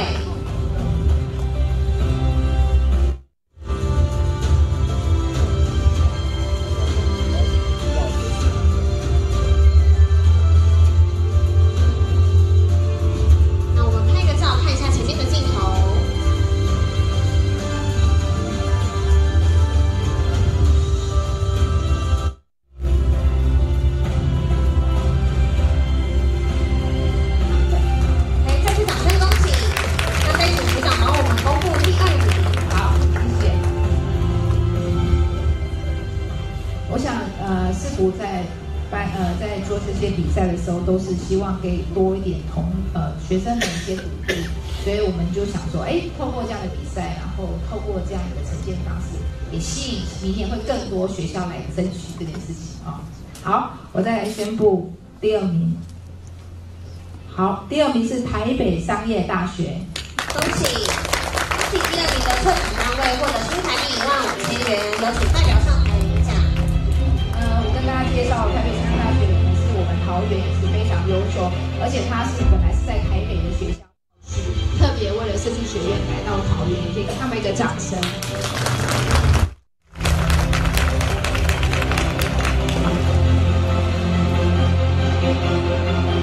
恭喜策展单位！那就请局长帮我们公布第1名。你刚才3张可以一起给我吗？移动。好，最后来到最精彩的好，公布2024桃园国际青年策展的 PK 赛，第1名民传大学。恭喜第1名的策展单位获得新台币2万元，有请代表上台领奖。我想民传大学不管在多元的设计、多媒体的设计，或是室内设计跟建筑，我想都是实至名归。也就是这一次，其实我们尝试的第一次跟学校来合作办理这一次论坛，其实就是想说，透过产官学的部分来跟多点连接，所以期待我们明年会更多的连接。再一次恭喜民传大学！那个同学们要一起来吗？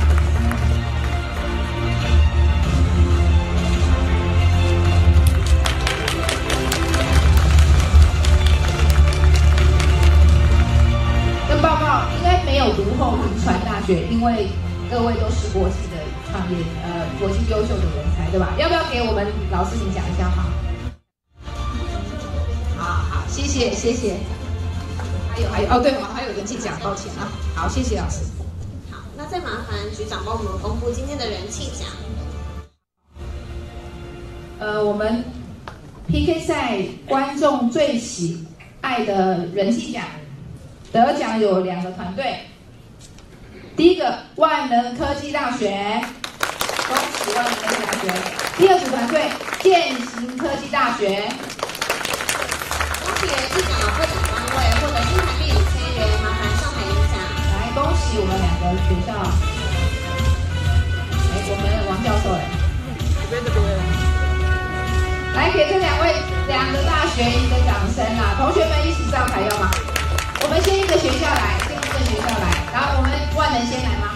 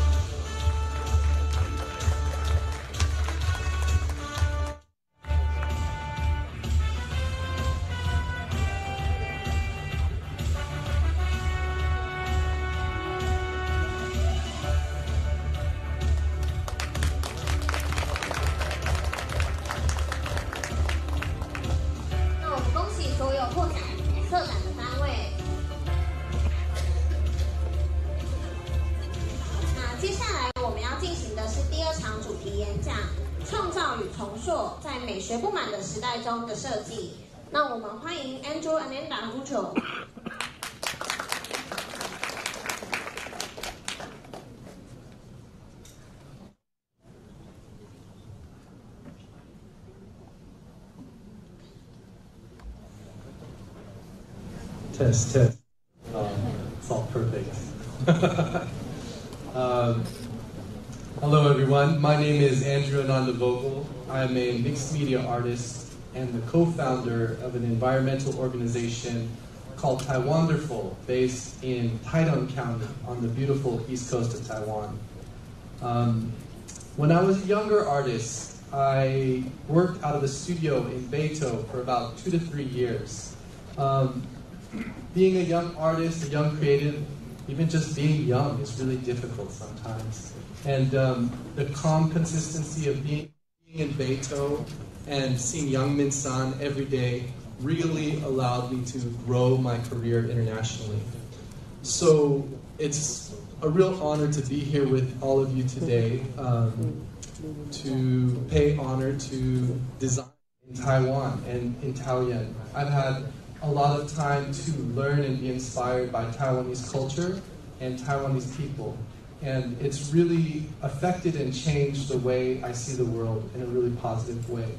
So yeah, thank you for listening to what I have to say today.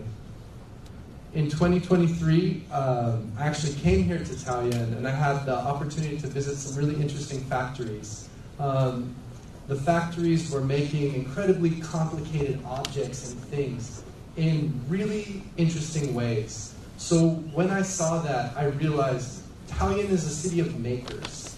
And if you're creative, if you're a designer, no matter what you're designing, from buildings to products, objects, fashion, you need industry. And so I see that Taoyuan City is a city of industry with creativity and makers. So it's a perfect combination to really make some things happen here.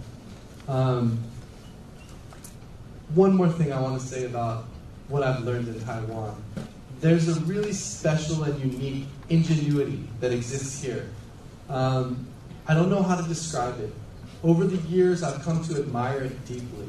And I see that at the foundation is a real sense of creativity, community, celebration, wisdom, and compassion. I think it really makes this island nation one of the most progressive places on the planet today. Yeah, so I'll begin.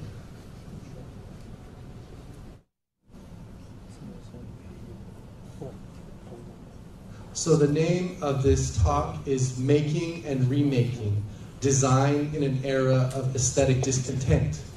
As humans, we're always making and remaking, buildings, cities, products, ideas, tools, objects for living. Even whole cultures get remade over time. And time is an important here. It's one of the few resources we have as humans. Your designs may win success now, or maybe not. No matter what, time will be the ultimate judge. Something you create today may only be popular 10, 20 years later. This is the fate of those of us who look to the future. Because most of the world operates in the here and now. And if you're only building a world for now, you will neglect the world of tomorrow, which holds so much possibility. So I ask you, as you sketch your ideas out, create new designs, move through our world, create with a larger understanding of time. Ask yourself, how will this design look in 10, 20, 50, 100 years later?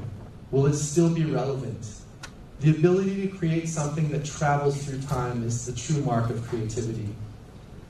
Now is a time for us to expand our understanding of that time, not only for yourself, but for the future of our society and our planet. It becomes clear that humans are now speeding up time exponentially. And what I mean by that is that our modern lifestyles have increased the rate of destruction on our planet at a faster pace. I know we all know that. If we continue to speed this up, the future may start looking darker and darker. It's in some places on our planet, it already has.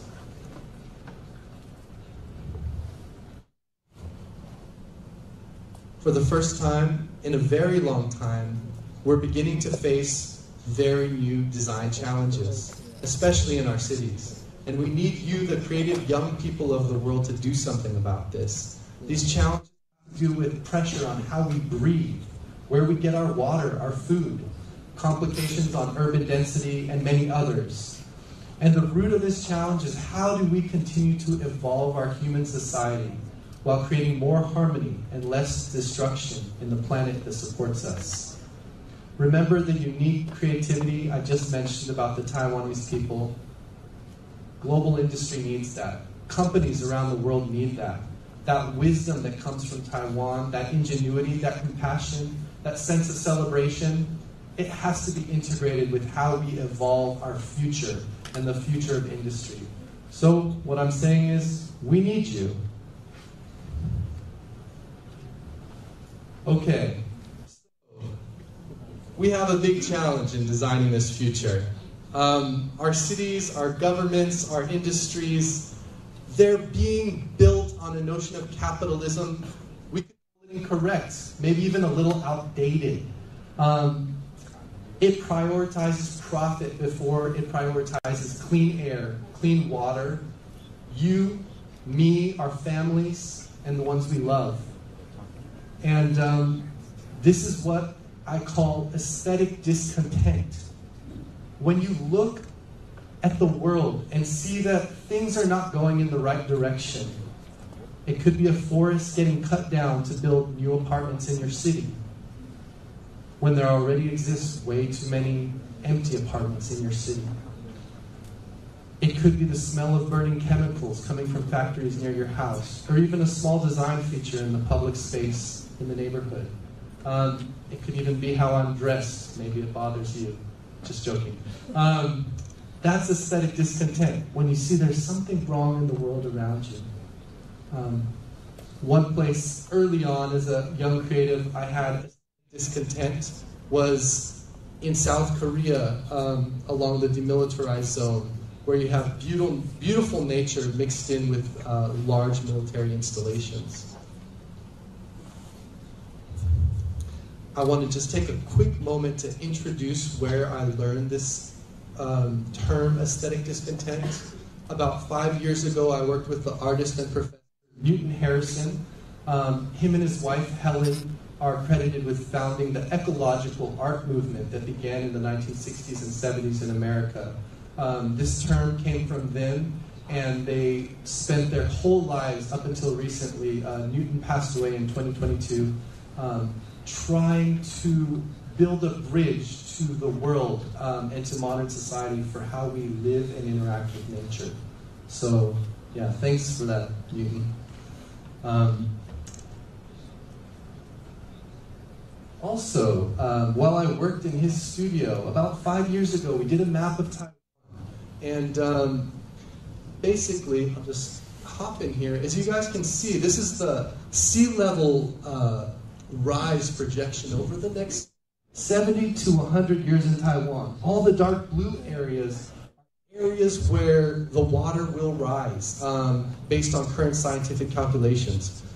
So, young designers, people who live in these regions in Taiwan or have family in these regions of Taiwan, start thinking about how you may evolve your neighborhood, your town, your village, your shops, your homes over the next many decades to take advantage of this. It's a little scary at first when you see this is actually a lot of land.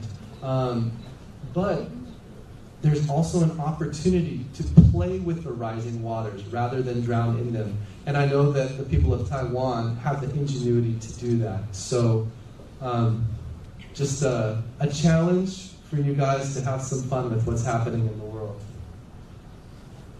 Okay, so aesthetic discontent. I first want to start with sound.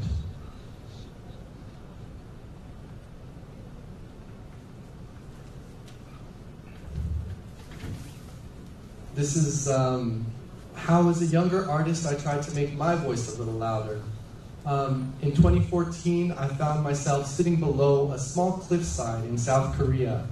On top of the cliff was a beautiful temple. I had been sitting there listening to the sound of the ocean for about 10-15 minutes. And after a while, I realized I'm not just hearing the sound of the waves crashing. I'm hearing something else. So I listened closer. And as I listened closer, I realized that the sound of the ocean was not one sound, but two sounds. One, the sound of the crashing waves on the sand. Number two, the sound of the monks chanting in harmony with the crashing waves on the sand. And the monks didn't try to chant louder than the ocean. They tried to chant in harmony with it. So the experience became an experience of peace and power because the monks they created a more full sound to the sound of the ocean. And it was a special thing that as a young artist, I heard that and I said, oh, I have to make a piece about this. I got to do something. I've never really experienced this concept of power and peace and one sound that's actually made up of many small sounds. So anyway, it was something that had a really big impact on me as a young artist. So, yeah, moving along.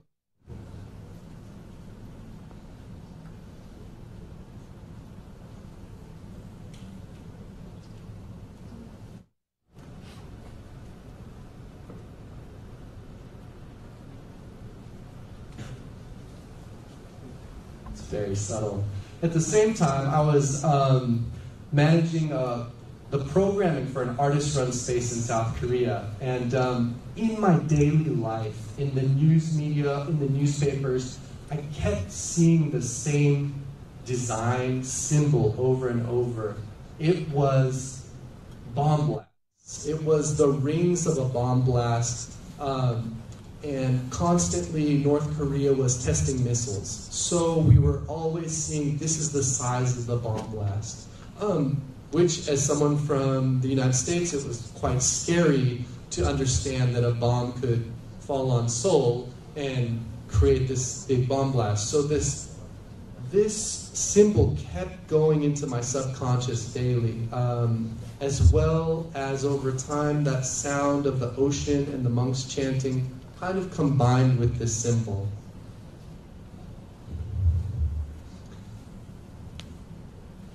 So in 2016, I made my first visit to a beautiful river valley inside what's called the demilitarized zone.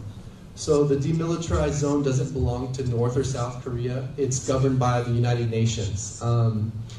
And this is where you'll hear regularly machine gun fire as South Korea and the United States do military exercises annually. It's a very interesting place to walk around. There's minefields all over the place, so you have to be very careful. But during this time, and I thought I have to do something here. I've got to bring some sound of peace, because I really did not like the sound of machine gun fire in such a beautiful environment. So that brought me to a very simple design. It's a bowl, and it also vibrates the same as the bomb blasts do, with the same similarity. So I thought to myself, what is the use of a bowl? It's not complicated. It's quite simple, but it holds emptiness. It's a form that holds emptiness very powerfully, and that's what allows it to resonate. As an artist, it's something I've often thought about. How do forms hold emptiness? Do they do it simply, or do they do it with complication?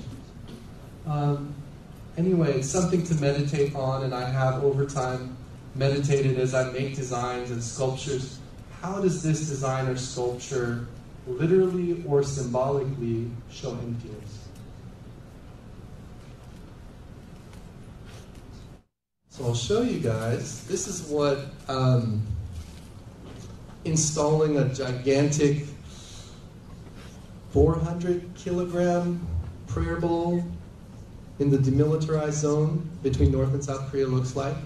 There's not a lot of people there, so I had to ask a local farmer to help us with his tractor, and get a couple local farmers to help me.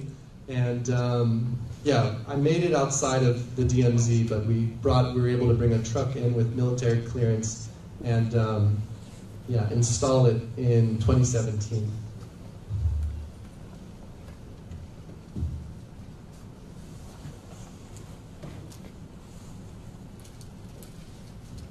Oh, that's so cool.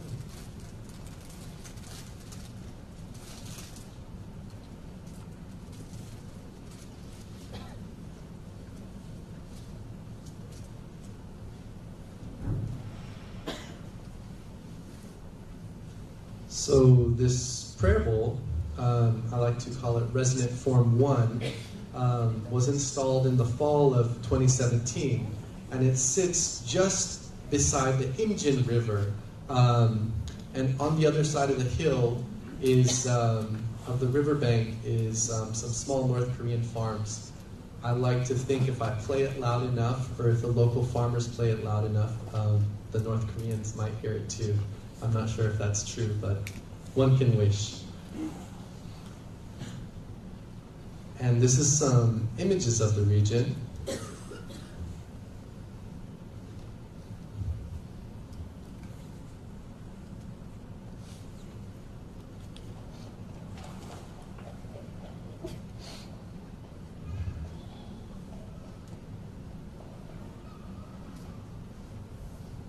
Yeah, and this is as close as I could get to North Korea. So this is where I installed the prayer bowl, and this river goes around, and basically from this line here is all fences and minefields, bombs, and snipers, basically pointed at each other. And this region is really beautiful, but also quite dangerous because there's a lot of missiles and military installations. And North Korea is just on this bank here. So I walked through the region, and it's kind of fun, but also a little scary because there's a lot of soldiers around, hiding in the hills. And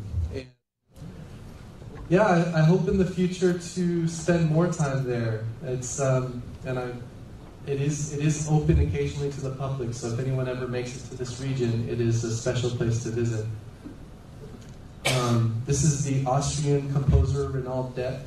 He comes from the Vienna Philharmonic Orchestra, and to play and record with the bowl after we installed it in 2017.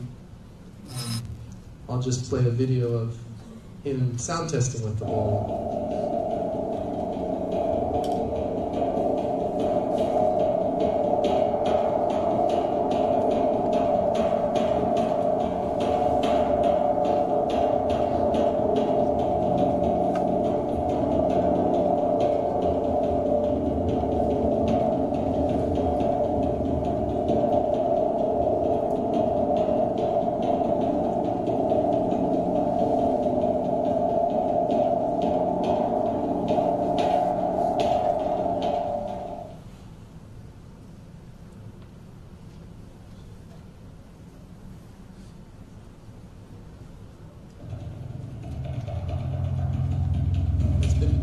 it's been really hard to actually record the sound because the form physically vibrates so much that it goes off the charts for most sound recording devices.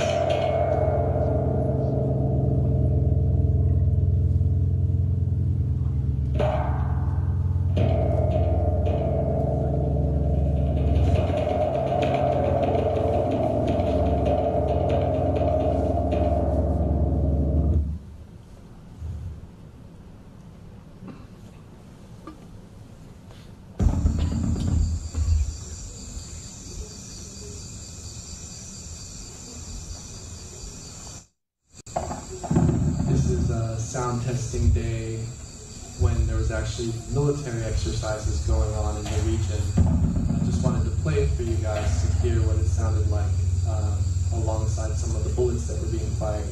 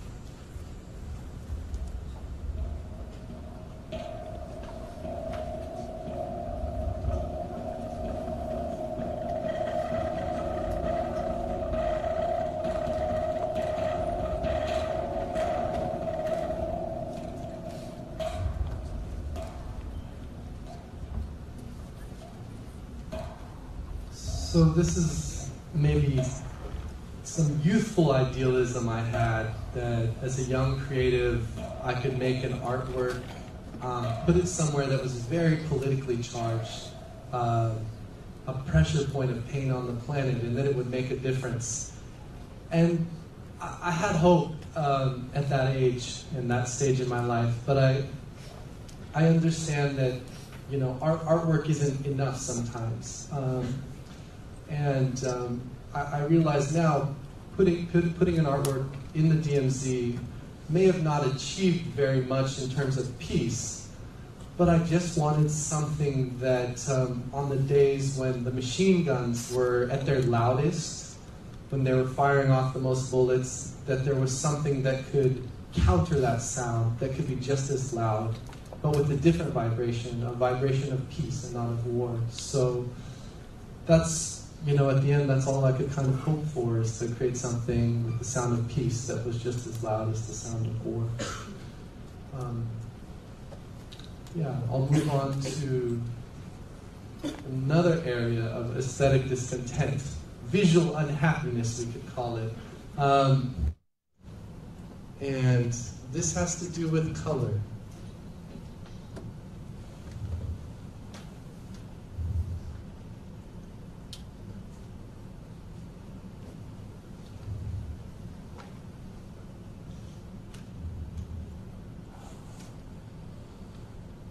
So it's around the same time my journey as a young artist was starting to take me to other countries, other cities, globally.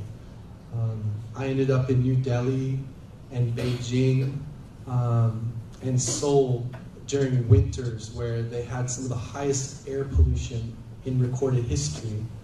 And I began to experience what a city might look like when the skies are filled with air pollution and a particulate matter, and all natural light is blocked out by human-created pollution. I started noticing these colors in the sky and just started making very small color recordings of them so I could just remember what all of these skies looked like as we were blocking out the sunlight.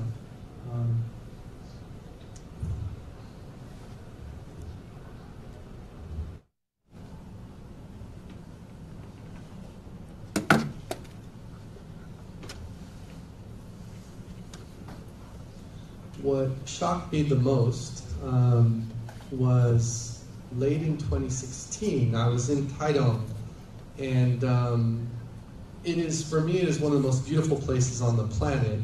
It's also one of the most environmentally clean parts of Asia.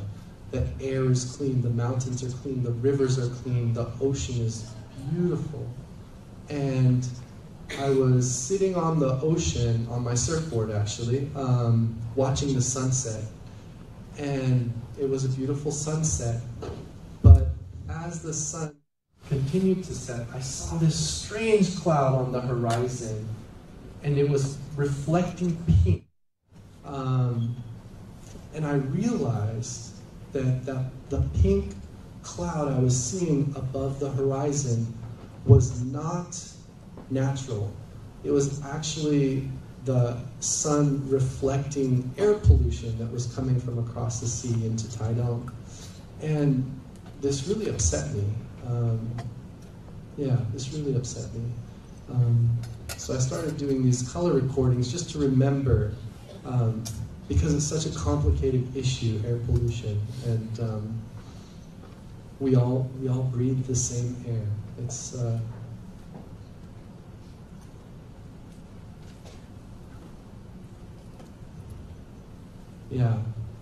So the atmosphere is something that really knows no borders.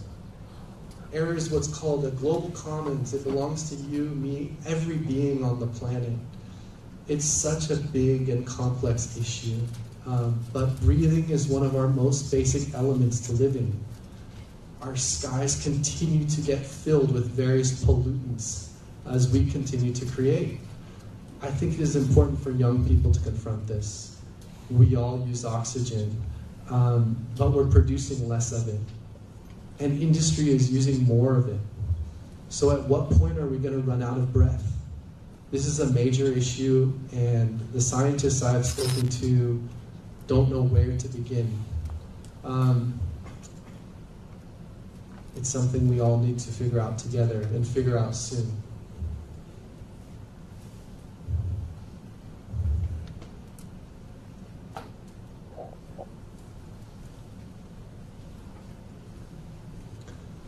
So this is going to be my last area of aesthetic discontent, and I know this all may seem a little serious. I hope no one's getting depressed. I'll try to make it a little more helpful. As I said earlier, as an artist, first I spend way too much time in my studio. I don't get out into the world as much as I need to. But what it's taught me over the years as I make pieces is that it's not enough for me to make work inspired by the issues going on the planet and the beautiful places I go, cities or natural. I have to do something. I have to do something that's less symbolic and more practical. So for this discussion, because we are talking about design, we are talking about creativity, and we are in a city of industry and design, I want to talk to you about a material I feel is very important to the future. Not because it's that advanced or complicated, but because there's a lot of it everywhere. Plastic pollution. It's a material of the future. It's something that we need to confront and confront now. And if we do it correctly, we can have a brighter future. It's such an interesting material because the many forms we can form it into. Tragically, this same flexibility of plastic, when it turns into trash, causes situations like this. And it can break down into as many forms as pollution as forms that we can make it in for manufacturing. all over the world, we all have the same problem, with the exception of very few countries. We sort plastic and we send it to traditional waste management. They don't know what to do with all this plastic. It's too hard to deal with. Many of those places are in rural areas, near oceans and rivers. So as soon as a typhoon or rain hits, it goes right into the ocean and then right back into the food chain, which we consume. And we're starting to find it in our lungs, in our bloodstreams, in animals all over the world, in the sky. It's a little scary.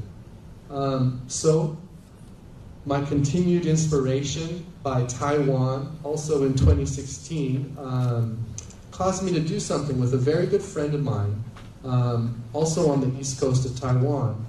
We founded an organization called Taiwanderful, who wanted to focus on how we can practically change this problem and evolve it in a better way. So I'll just play this video for you guys.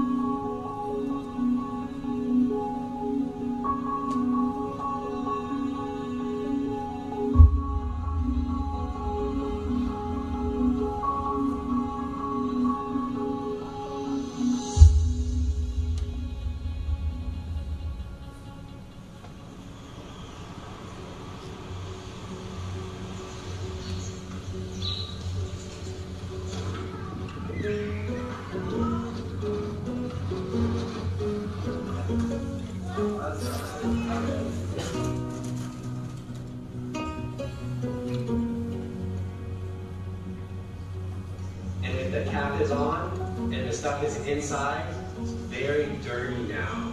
This is 3 different kinds of plastic. So, 不一样的塑胶, right?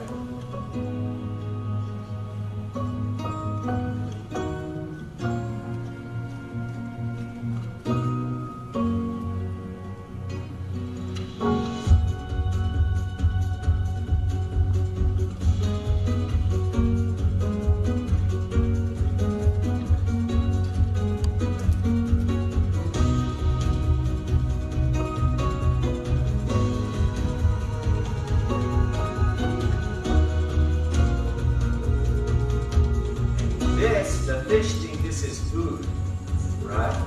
Yeah, the fish will see that and they want to eat it, right?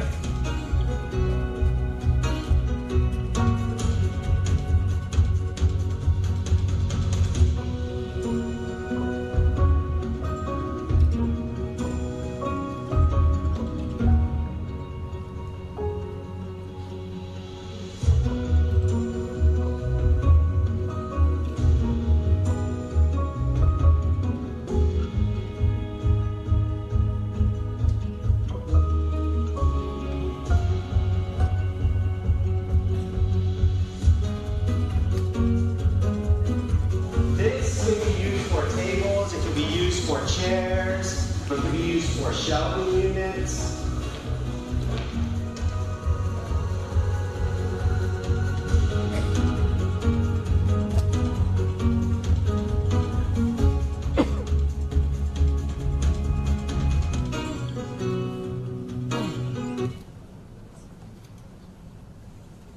So that's a little about what we do on the East Coast. We have 2 workshops, one in Ludao and one in Taidong. And we've been doing this for about 8 years now. We host educational workshops, we clean up the local environment, and then we process all the plastic and try to find ways to put it back into a responsible manufacturing chain that will keep it out of the environment. There's many challenges we face. Cleaning the environment, getting plastic out of it, keeping plastic out of it. But through the communities we work with, we're continually finding new answers. I think it's a very interesting material for the future. There's a lot of it. We need to get it out of the environment. Taiwan, and Taoyuan in particular, has lots of factories that can work with this material. And it's really cool. Like, look at these colors. You can design lots of stuff out of it. You can, I don't know if we'd call it eco-friendly because it's plastic pollution, but it's getting it out of the environment. So I think it has a future in terms of helping the future of our environment. So we'll call it eco-friendly. Yeah, it's something we need to do together. I think Taiwan can really do it, and I think Taoyuan can really do it. Single-use plastic is maybe one of the biggest global design issues we have today, that we just use a bottle and throw it away. I do it all the time. But we got to find a global solution, and I think Taiwan has a lot of the answers, and maybe teach the rest of the world about this. So I'm just going to make an invitation right now.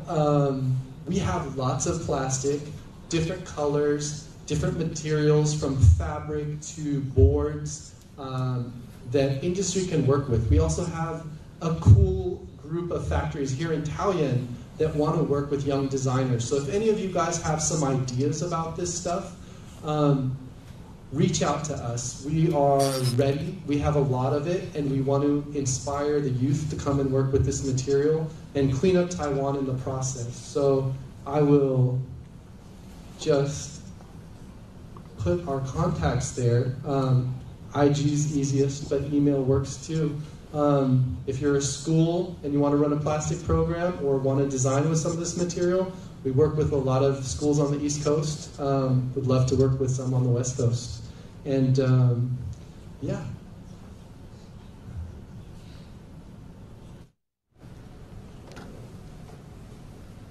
So, like I said, it's a real honor to be here today. Taiwanese culture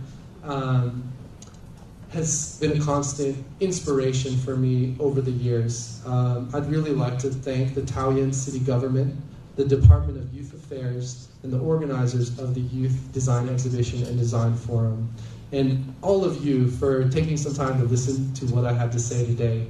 To all of you in the audience, young, old, creative, not creative, let's just think about the future together. It's going to be a lot more interesting if we can hear each other's voices. Yeah, 谢谢, thank you. 我们掌声谢谢 Andrew. 现在是 Q&A section. Is there any questions for this keynote? Any questions? Please. Thank you, Andrew. We really enjoy your presentation, and it's very inspiration, and the visual is very impactful.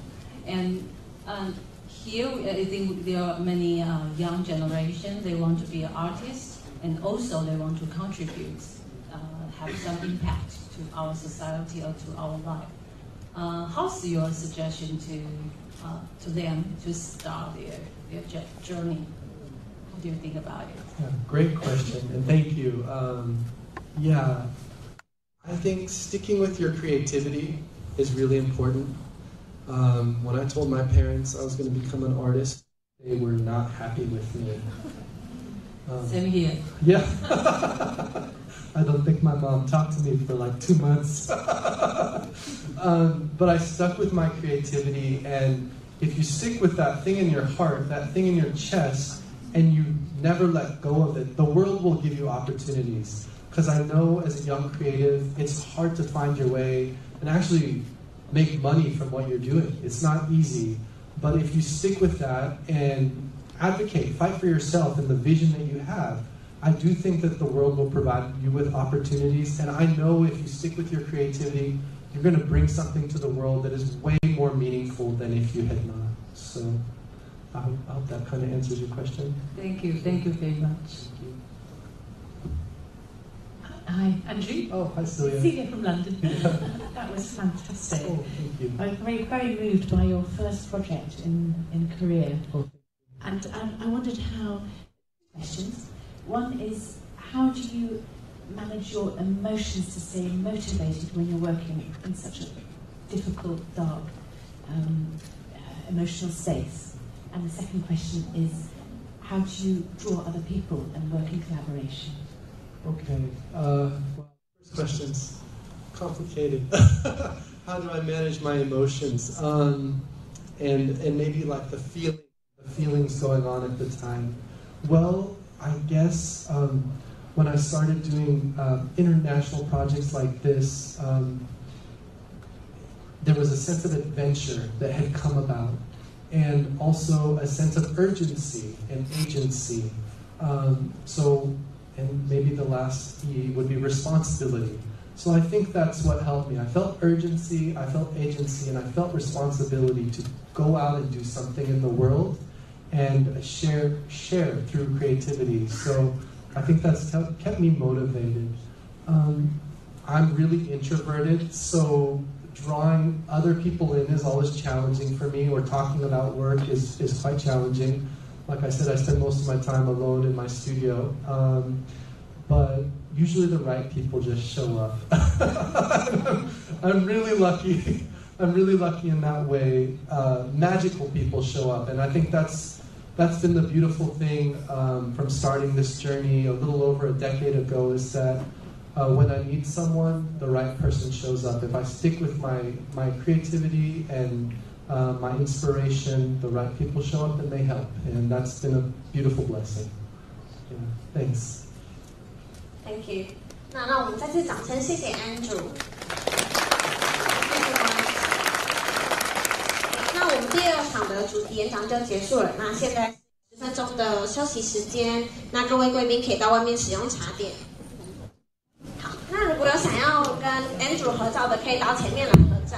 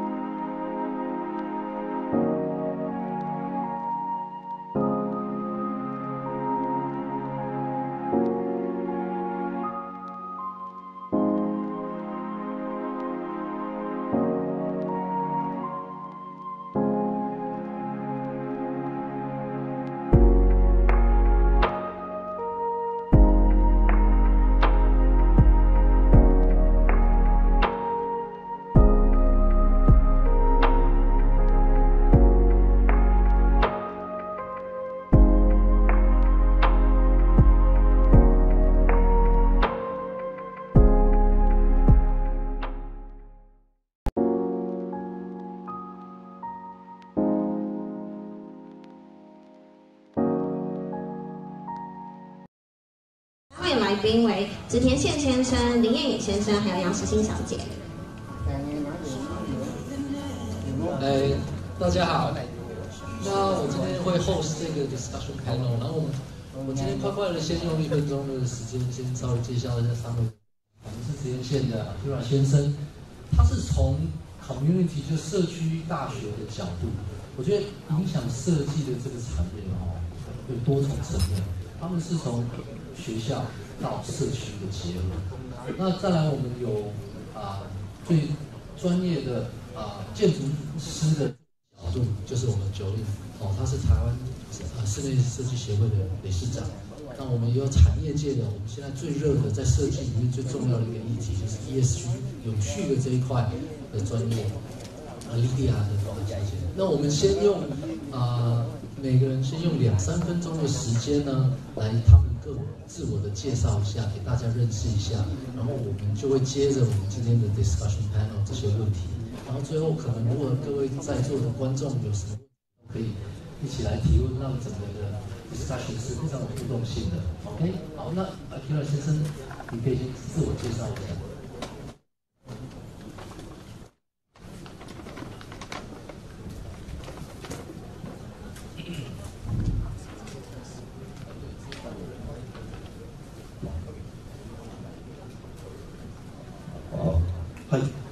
ご紹介をいただきましてありがとうございます。パワーポイントになりますが、私、日本の、千葉大学から参りました上田と言います。今日は地域との連携ということで、千葉大学のデザインでは地域連携非常にもう長い歴史を持っているんですが、最近3年前に2021年の4月ですが、墨田区、東京の墨田区に墨田サテライトキャンパスを開設をしたあたり、そのあたりの話を少しさせていただきたいと思っております。大家好，我是清越大学设计研究院的织田宪，今天想要来跟大家介绍一下我们在3年前成立的设计研究院 DRI。那这个内容是探讨跟大家介绍我们跟当地地区的墨田区的地区合作的相关内容。等一下也请大家多多指教，谢谢。はい、で実は千葉大学は、日本の首都東京の東隣の千葉県にある、国立の総合大学です。清越大学是国立综合大学，位于东京旁边的清越县。で千葉県の中に、4つのキャンパスがあったんですが、この度、東京の、非常に中心部、23区のうちの1つの、墨田区と連携をしながら、東京に、千葉大学としては5番目の、東京都に位置する唯一のキャンパスとして、墨田サテライトキャンパスを開設をさせていただきました。清越大学在清越县有4个校区，今天要介绍的墨田校区是第5个校区，也是唯一设置在东京都内的校区。该校区在2021年4月正式成立。千葉大学は非常に総合大学でして、国公立大学の中では非常にですね、日本の中では大きな、いろんなこの領域がある、総合大学となっています。大学是综合大学，校内有11个学院，还有19研究所，在日本也是规模非常大的国立大学。那么清越大学它现在是以这个入学志愿的人数最多而出名。私どもの千葉大学のデザイン領域は、実は工学部なんですが、その後の出自とオリジンというのが、実ははい、こちらの100年ほど前なんですが、日本で初めて作られたデザインスクールである東京高等工芸学校となります。DRI 成立只有3年，但是庆业大学在设计教育研究领域非常的历史悠久。这张照片是庆业大学的前身东京高等工业学校。这个学校是日本的第一所設計學校，成立於1921年。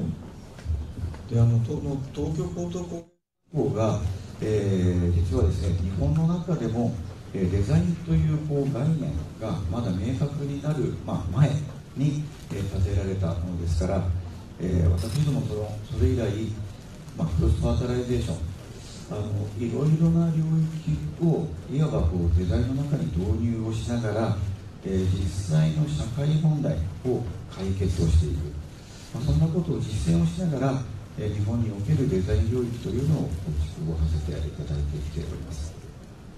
在设计这个概念还没有普及的时代，东京高等工业学校它承担了在日本打造设计研究领域的使命。那原本呢，我们的设计一直是隶属于庆业大学的工学部，但是我们认为设计研究它就像是异花授粉这个专有名词一样，它应该是不同的品种互相交融，才能够产生新的文化，可以解决符合现代社会的这个设计研究，所以我们成立了这个设计研究院。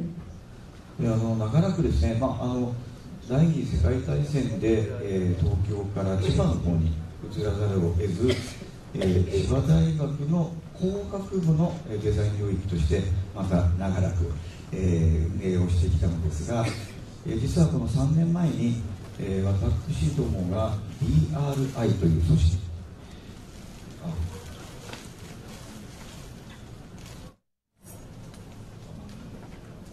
こちらですね、DRI という組織として独立をして、千葉大学の総合大学の特性を生かしてこのいろんな領域を、融合させていく、そういう部局として立ち上げた、それがこの DRI となっております。长期以来，我们一直当这个东京高等工业学校被纳入千叶县的工学院之后，我们一直站在工学领域的角度来发展设计教育。在这样的历史背景下，我们认为这个设计的理念不应该只有决定物品的颜色或形状，同时它也是丰富人类生活的实践科学。所以，在这个东京高等工业学校成立100周年的时候，也就是2021年4月，我们成立了这个设计研究院。我们希望站在跨学科领域的这个角度来解决社会的问题。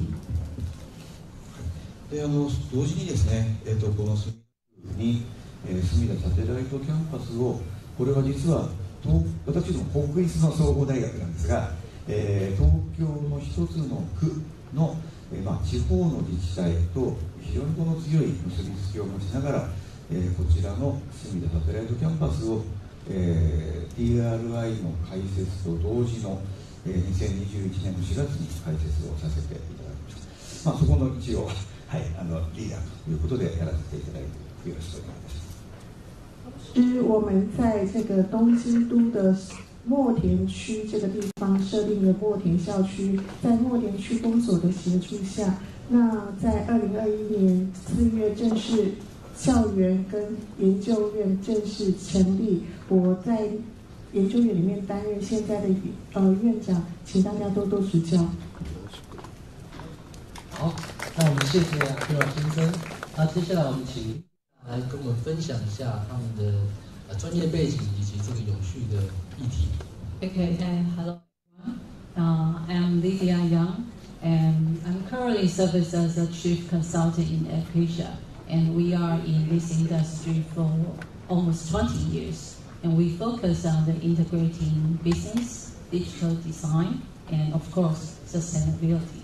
And our client, also our partner, is famous as TSMC, AUO, also the Japanese company Shiseido, Rome is also our client. So we need to, it's our mission to provide the high quality of the design to meet the international standard. So that in our team, in our group, we need to we need to have a lot of creativity and, of course, D&I. So currently, our team member, we recruit including 6 countries' talents in our teams. So today, I would like to share our experience and also our insight with you guys. Thank you. 好，再来接下来会长。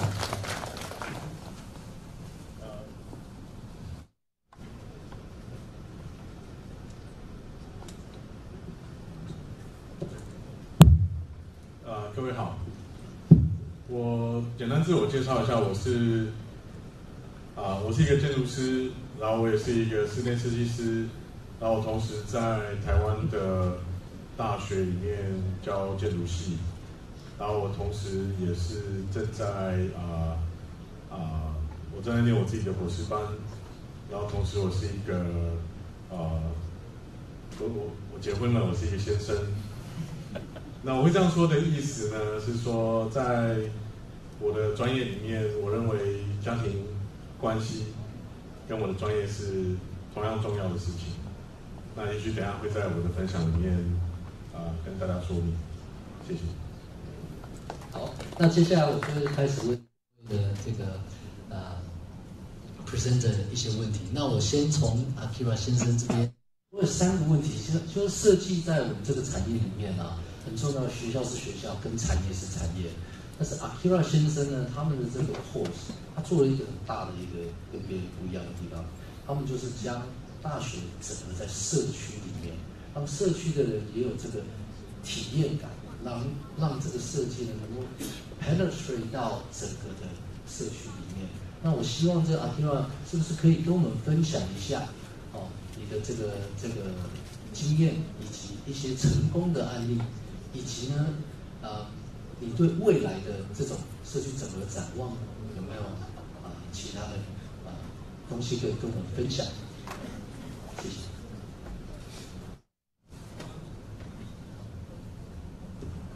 はい、ありがとうございます。それが先ほどDRI が工学部から独立をして千葉大学全体の、取りまとめていく、つなぎを作っていく、そういう領域として DRI を、2021年の4月に立ち上げたというふうに申し上げました。刚才我们提到 DRI 是从工学院独立出来，然后在跨领域学科成为一个单独的研究所。その時にですね、やはり、今日の社会課題ってやはり非常に複雑化をしていますし、工学部の一領域だけでは、なかなか解決ができていかない。それからやはり実際の社会との連携の中でないと、デザインってやはり語れない。実はそういういろんな領域を、織り交ぜていくクロスファータライゼーションをしていく。それから実際の社会課題を解決をしていく。その機会として DRI を作り、またその場としてその墨田区との強力な連携関係を持ち、墨田サテライトキャンパスを設立したということで。由于我们认为现在的社会问题非常的复杂跟多元化，所以光是站在工学的角度去设计这个设计是不够应付现在的现实社会，所以我们需要不同的领域、不同的学科共同合作，跨领域来进行这个设计研究领域的建构。因此，我们在2021年的4月创立了设計研究院 DRI。でその時にDRI のデザインにいた人間はデザインなんですが、そこに兼務という形で、建築ですとか医学ですとか、ランドスケープ、そういった領域の先生方を入っていただいて、一緒にその墨田サテライトキャンパスの基軸として、その墨田の課題を解決していく、そんな形で運営を図っています。我们认为研究教育应该要深入社区，所以我们在建立的这个DRI 里面，一共有21位专任的设计老师之外，还会有一些景观、建筑、景观科学或者是预防医学相关的老师来担任兼任，建立一个比较灵活的教学体制，也同时可以深入社区，加强与社区的合作。一方でその墨田区の方は、実はこの江戸時代以来といいますから、300年ぐらい、日本におけるものづくりのまさにこの中心地でした。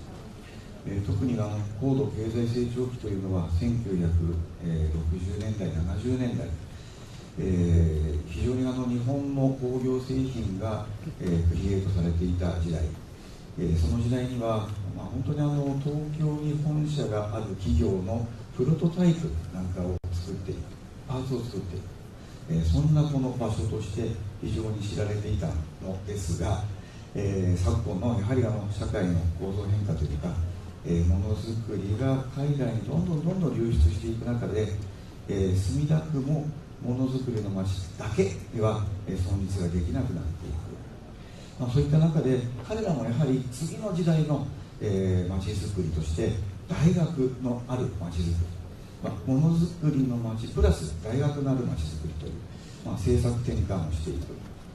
でそこに非常にやはりこのデザインという、領域がものづくりだけではなくて、社会課題の解決発見解決等々に非常に寄与するということで、白羽の矢が立ったということになります。墨田区这个地方本来是制造业之城，它拥有300多年的历史，但是因为日本制造业外移，导致这个企业有点衰退。在这样的背景下，墨田区公所他们想要建立制造业之城之外，再加上拥有大学之城这样的双重目标，所以他们非常积极的招揽大学办校，因此 DRI 就被选中，跟墨田校区共同进行这个社区合作，来一起办学。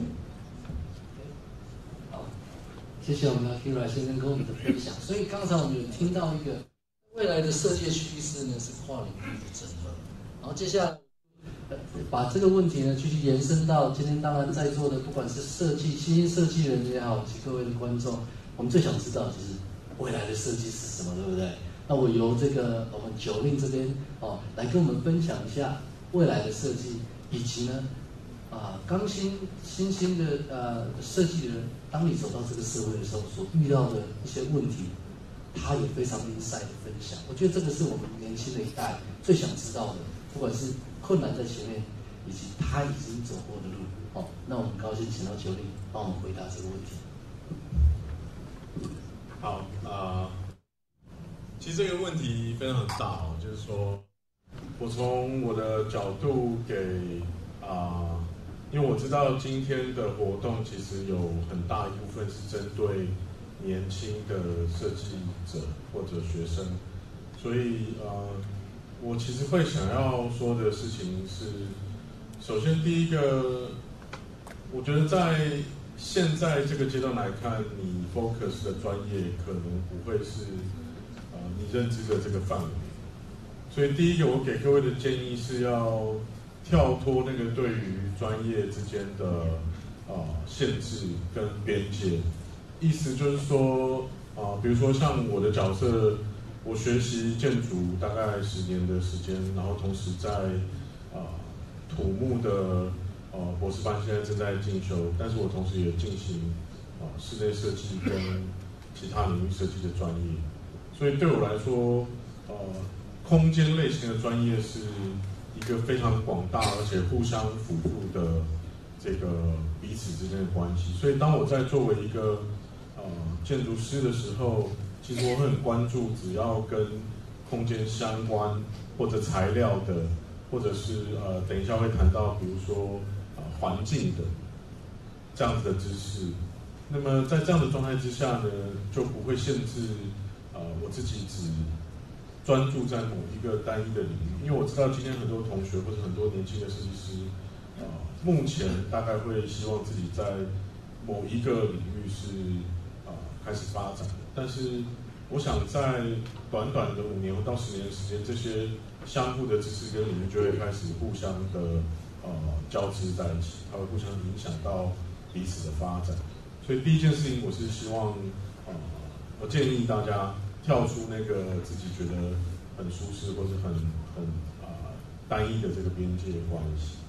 然后第二件事情，其实我希望 focus 在对于那个知识的吸收的这件事情，因为我认为现在的年轻同学，你们太专注在你们的手机上面，也就是各位其实偶尔可以把头抬起来，比如说现在，那重点是环境，各位，当然我不是说我讲的事情很重要，我是说环境是很重要的事情，你们必须要把头抬起来，才能看到真正正在发生的事情，而不是透过网络或是透过任何一个被刻意制造过的讯息，你可以分辨什么是真实的，什么可能是不同的。然后还有一个很重要的事情是，你要知道未来的世界，我认为这些实体的边界会被打破，你会看到更多元的、更广的世界。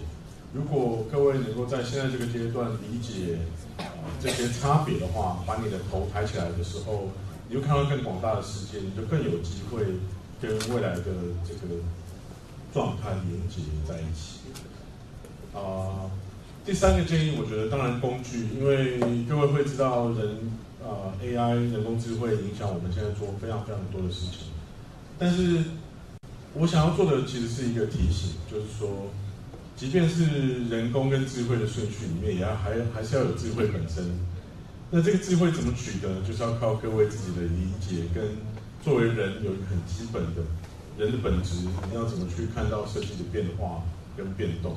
所以如果单只靠这个工具帮你产生作品，其实我觉得你会迅速的被未来淘汰掉，因为特别是在这个人工智慧工具发展非常快速的今天，反而如果你能够保持，或者你能够凸显出作为一个设计师作为一个人的基本价值，我认为在将来才是会更被容易看到，更清楚、更准确的掌握到设计方向。大概以上3个建议是我简单的一个意见，谢谢。好，那接下来就一个问题想问 Lydia。那我觉得我们这个世代的桥接，我不知道大家有没有跟我一样有遇到类似的问题，就是我们年轻的一代，但是资源掌握，所谓的资源掌握就是钱的问题这是在我们现在比较大型的企业。那 Lydia 呢，我前一阵在跟她聊的时候，她非常有趣的，因为她刚好站在年轻的一代以及有资源的这一代中间的桥接者。那我希望我们年轻的一代要拿着举个例，拿着一些设计案子，但是需要我们其实跟企业是讲不一样的语言，或者思考逻辑是没有办法对的。所以 Lydia 这边呢，能够跟我们分享很多，她对这个我觉得是有非常大的分享这样子。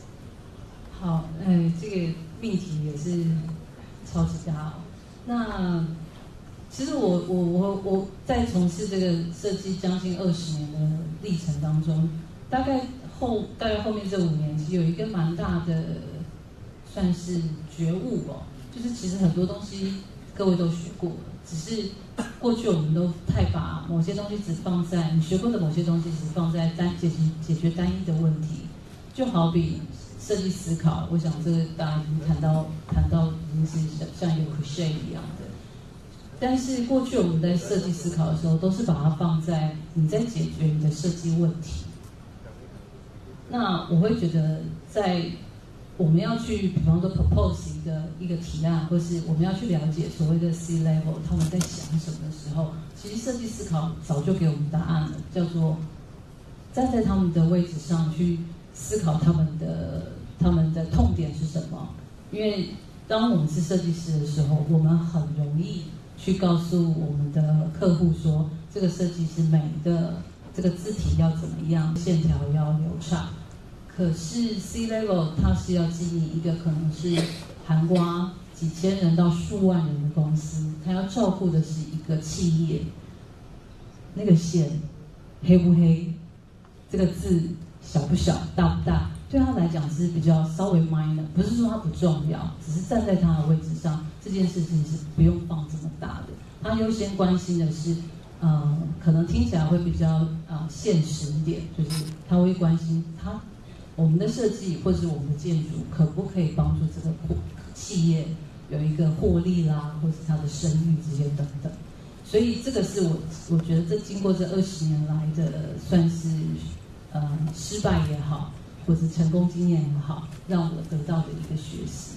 那我其实是给年轻的 generation 一个建议啊，其实我们现在站在这个位置，我们大概算是 middle age 的这个，我们没有什么特别多的优势。我的优势就是我比你听得懂上面的 language， 他们在讲什么，他的用字遣词，他有时候可能非常隐晦、非常含蓄的讲，那我们听得懂，所以我会建议年轻的这个青年设计师们，其实你应该来多多利用我们这个桥梁，我们多一点对话，多一点问问题。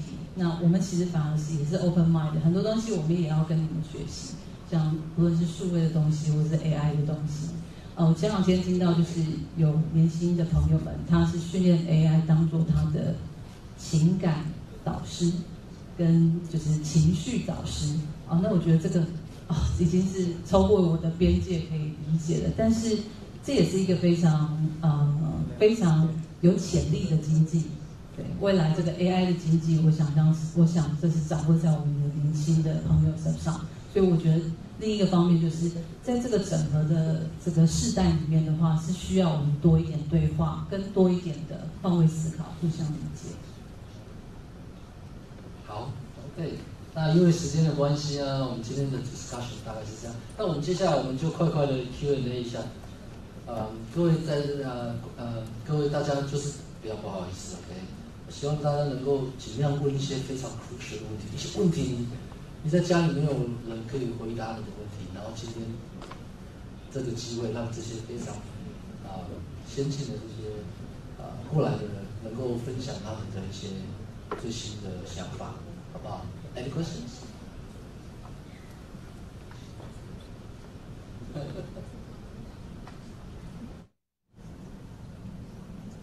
有吗？或者是 Akira， 你有其他的想要再继续？Yes, please, yeah. 那 Akira 先生这边也有其他要补充的。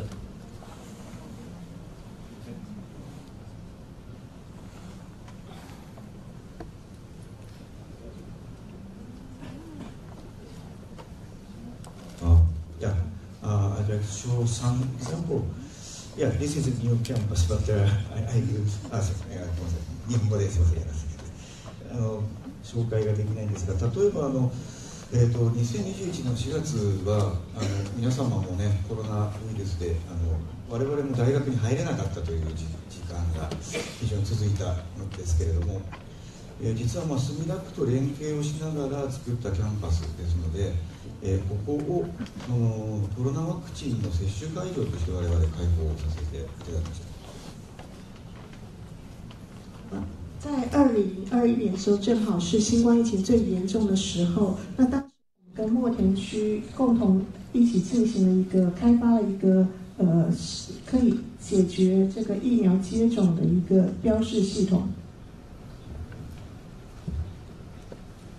その時にやはりこの社会課題がここで浮上してきたわけですので、やはりその地域の方々が円滑にその接種ができるようにということで、我々がその接種のシステムを医学部と協力したり、その地域の行政と協力をしたりして、こういうこの6つの段階にうまく分けた、サインシステムを作り、非常にですね墨田区のこのコロナワクチンの接種はうまくいったというふうに国からも非常に称賛をされた事例というのがございます。把这个接种疫苗的流程分成6个阶段，用数字跟颜色来表示。那么这个联动居民手中的接种流程资讯，让整个接种过程更加的顺利顺畅。那这个标示系统不但受到当时这个日本相当于卫生部部长的这个大力称赞，还有推广，同时它也是这个获得日本优良设计奖，第一次入选100大优良设计。それからここのキャンパスはやはりこうやって、ものづくりができていくことももちろんなんですが、実はこの企業さんにキャンパスの中に入っていただいて、そこで共同研究をする。でそこに、学生も参加をしていくという形で、運営を図ってまいります。ちょっと順番が分からなくなっちゃったんで、これは、どれだ。すみません。例えばメーカーさんがあったりするんですが、そうですね、例えばあるモーターサイクルの会社さんに入っていただいて、学生はこの実際に東京で活躍しているプロのデザイナーからデザインを学ぶことができますし、この墨田区のこれからのモビリティに関する課題というのを、こちらで解決をしていく。で社会に提供していく。で悪いところはまた改善をしていくという、こういう循環を作っていくということがこのキャンパスの、大きな目的でまして、実際に、こういう動き方をしているところ。我们的墨田校区4楼，同时还有设置企业的联合办公室，可以共同进行产学合作开发。那么我们跟有4所企业共同合作，像是商业机车发动机公司，那么跟他们合作的时候，学生就可以直接跟专业设计师学习设计机车，然后也透过这个项目可以让学生更进一步了解设计的样貌。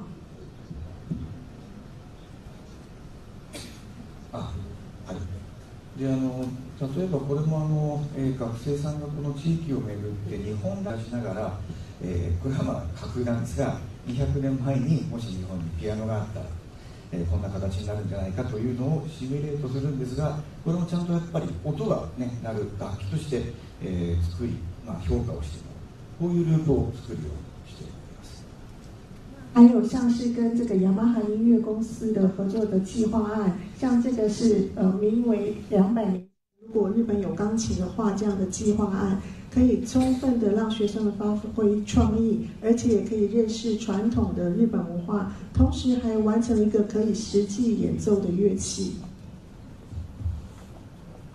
それからこれも実は街のこのノイズですね、生活音、下町ですので、人がこう蛇口の水をひねったり会話をしたり、そういうノイズが多いんですが、ノイズを逆にこのサンプリングをして、ごめんなさい、そうですね、こうインスタレーションにしていく、これ水の流れだったりします。生活音を何かよく見せていくことによって、そこの地域のやはり生活の価値を上げていく、質を高めていく、こんな活動にも心がけているところです。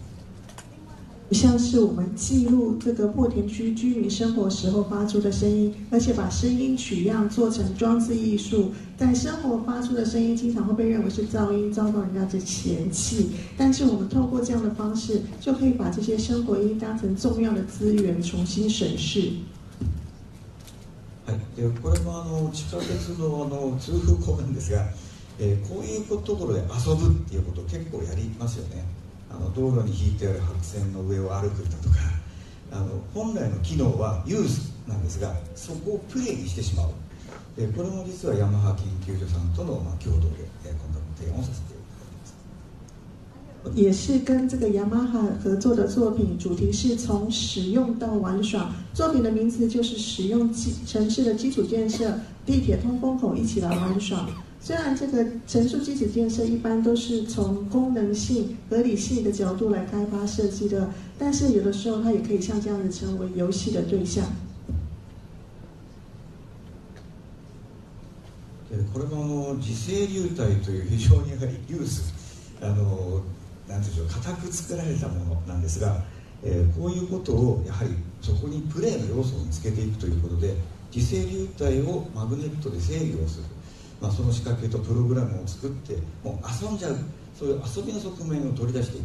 いや、こんなことも実は、地域の企業さんと一緒にやらせていただいたりしています。还有跟地区的也是企业一起合作，开发出这个互动一体的这个游戏。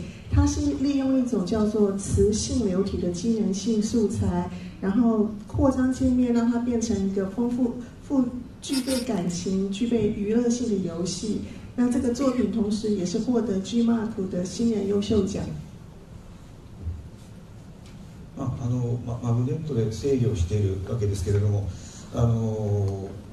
やはりこの発想をやはりこの実際にものを作って提供してまたフィードバックをもらって、やはりこのループで非常に重要なような気がいたします。またその場として隅田サテライトキャンパスは、千葉から首都東京に一つのブランチとしてですけれどもできて、どんどん活用をしていきたいというふうに考えています。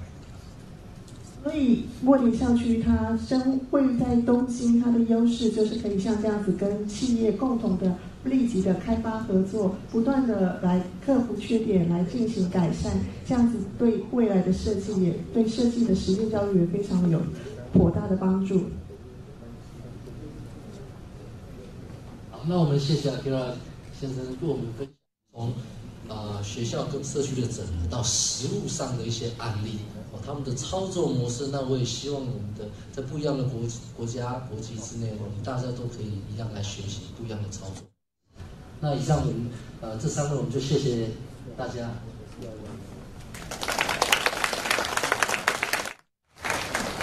那再次让我们谢谢吉田茜先生、林彦颖先生，还有杨诗欣小姐。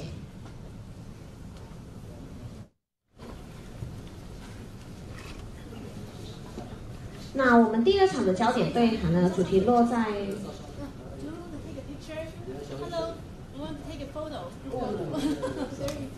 好，那我们先拍一张照。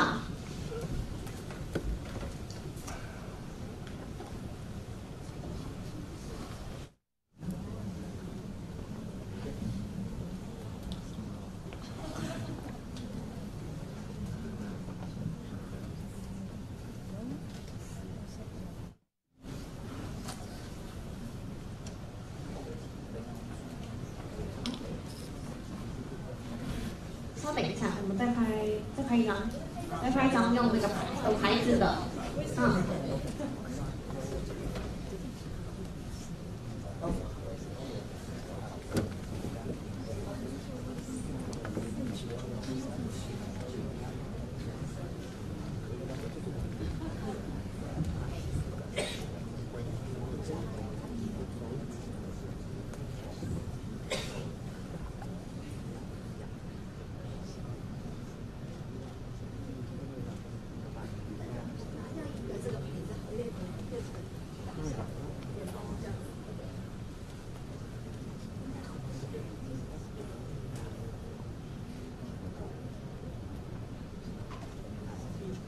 那我们掌声谢谢3位来宾。那我们第2场的焦点对主题落在未来青年。那我们这次邀请到的3位来宾为 Miss 李依云小姐、于真令李小姐。让我们掌声欢迎。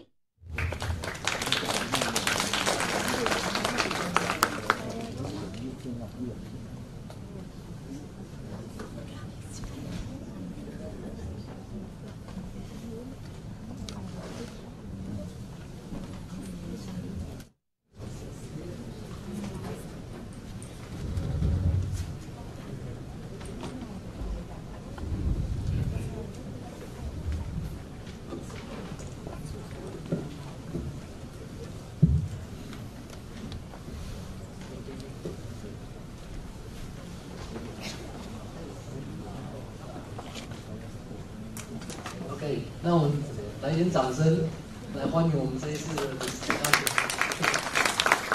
我们今天有让他是越南设计周的。那我们年轻的这个时代是非常需要透过这样子的机构来宣扬我们的设计，然后甚至在设计上国际上的推广。So yeah, would you like to share with us about how you all started this Viennese Design Week?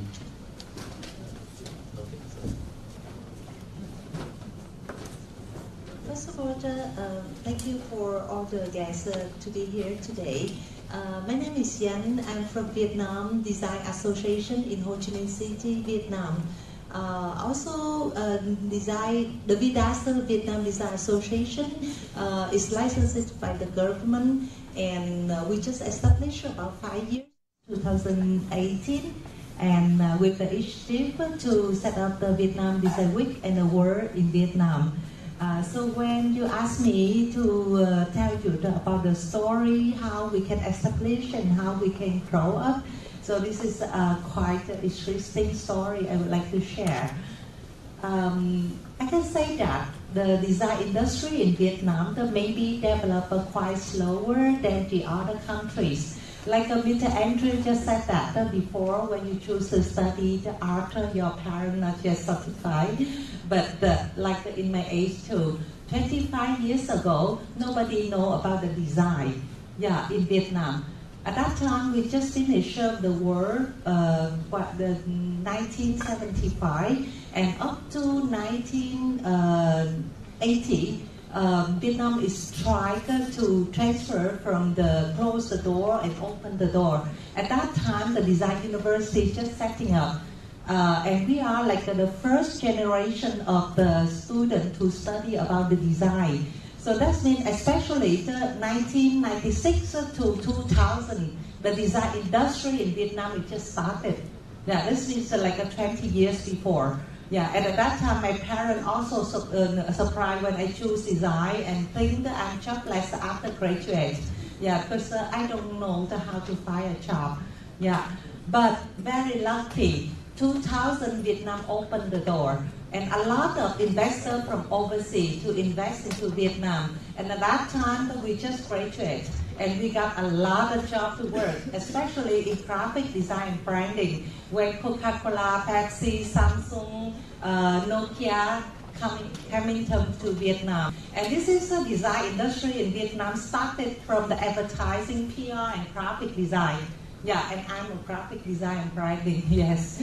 Yeah, and in the city development, the urban city, extend and develop. So this is the architect, interior design, and product design started to going up to now.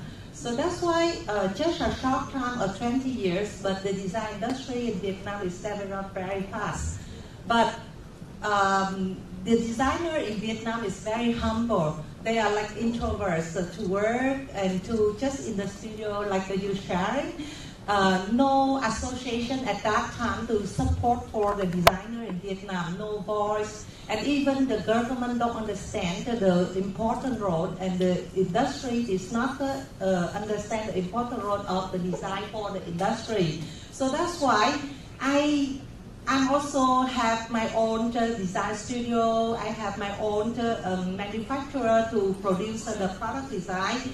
And at that time, I'm also a founder of the College of the Design, the first college, private college of design in Ho Chi Minh City. So I recognize why the art, the architecture, and the other industry, they have the association to support for the member of the industry. Just only design don't have that.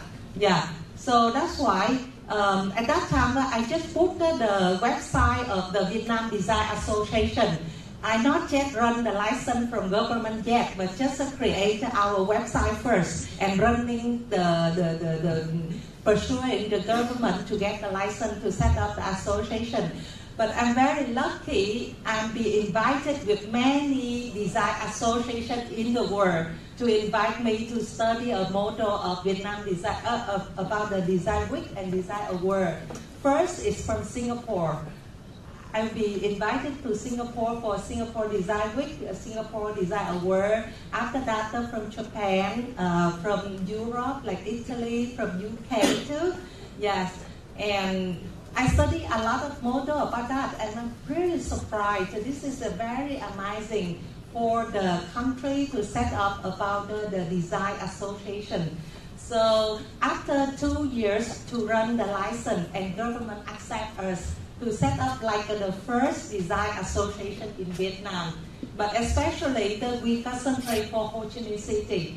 Government in Ho Chi Minh City support us, yeah, to set up our design association in Ho Chi Minh City. But our overall working can over the countries. Yeah, so just only 5 years with the mission totally to support for the designer, architect, Of course, we say that the designer here is diversity of the design, like graphic, interior, product design, and fashion design.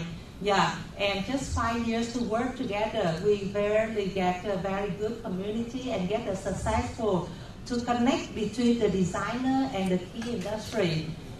Very lucky now in Vietnam, the position of designer and architect is really important and become an influencer already.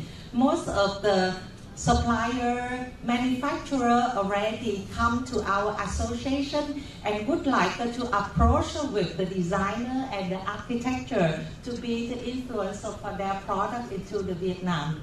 Yes, so this is the professional sector. So that's why when I set up the Vietnam Design Award, a lot of designers in professional submit in. And especially it's not just for local designer in Vietnam, we also invite the expat designer to work in Vietnam to submit in.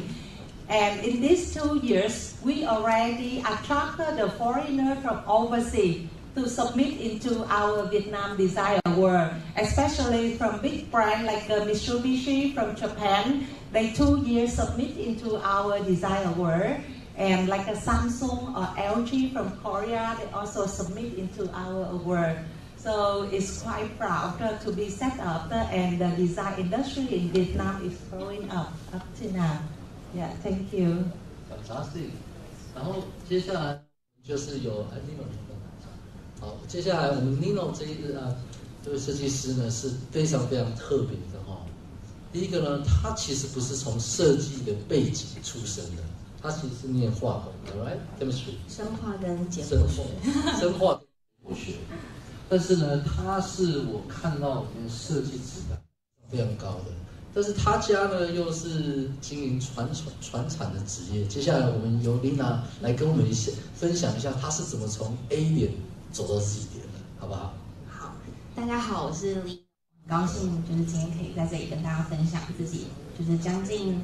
8年就是回台湾之后做的一些事情，那其实也是奔波啦，因为毕竟我的背景不是设计，然后也不是艺术，那纯粹就是因为自己的母亲就是从小很喜欢分享艺术，所以后来才认知说原来这个东西是可以融入到我自己现在的工作当中的。那我们的公司叫凤娇催化室，然后我们是位于台北市长安东路上一个小小的一个studio。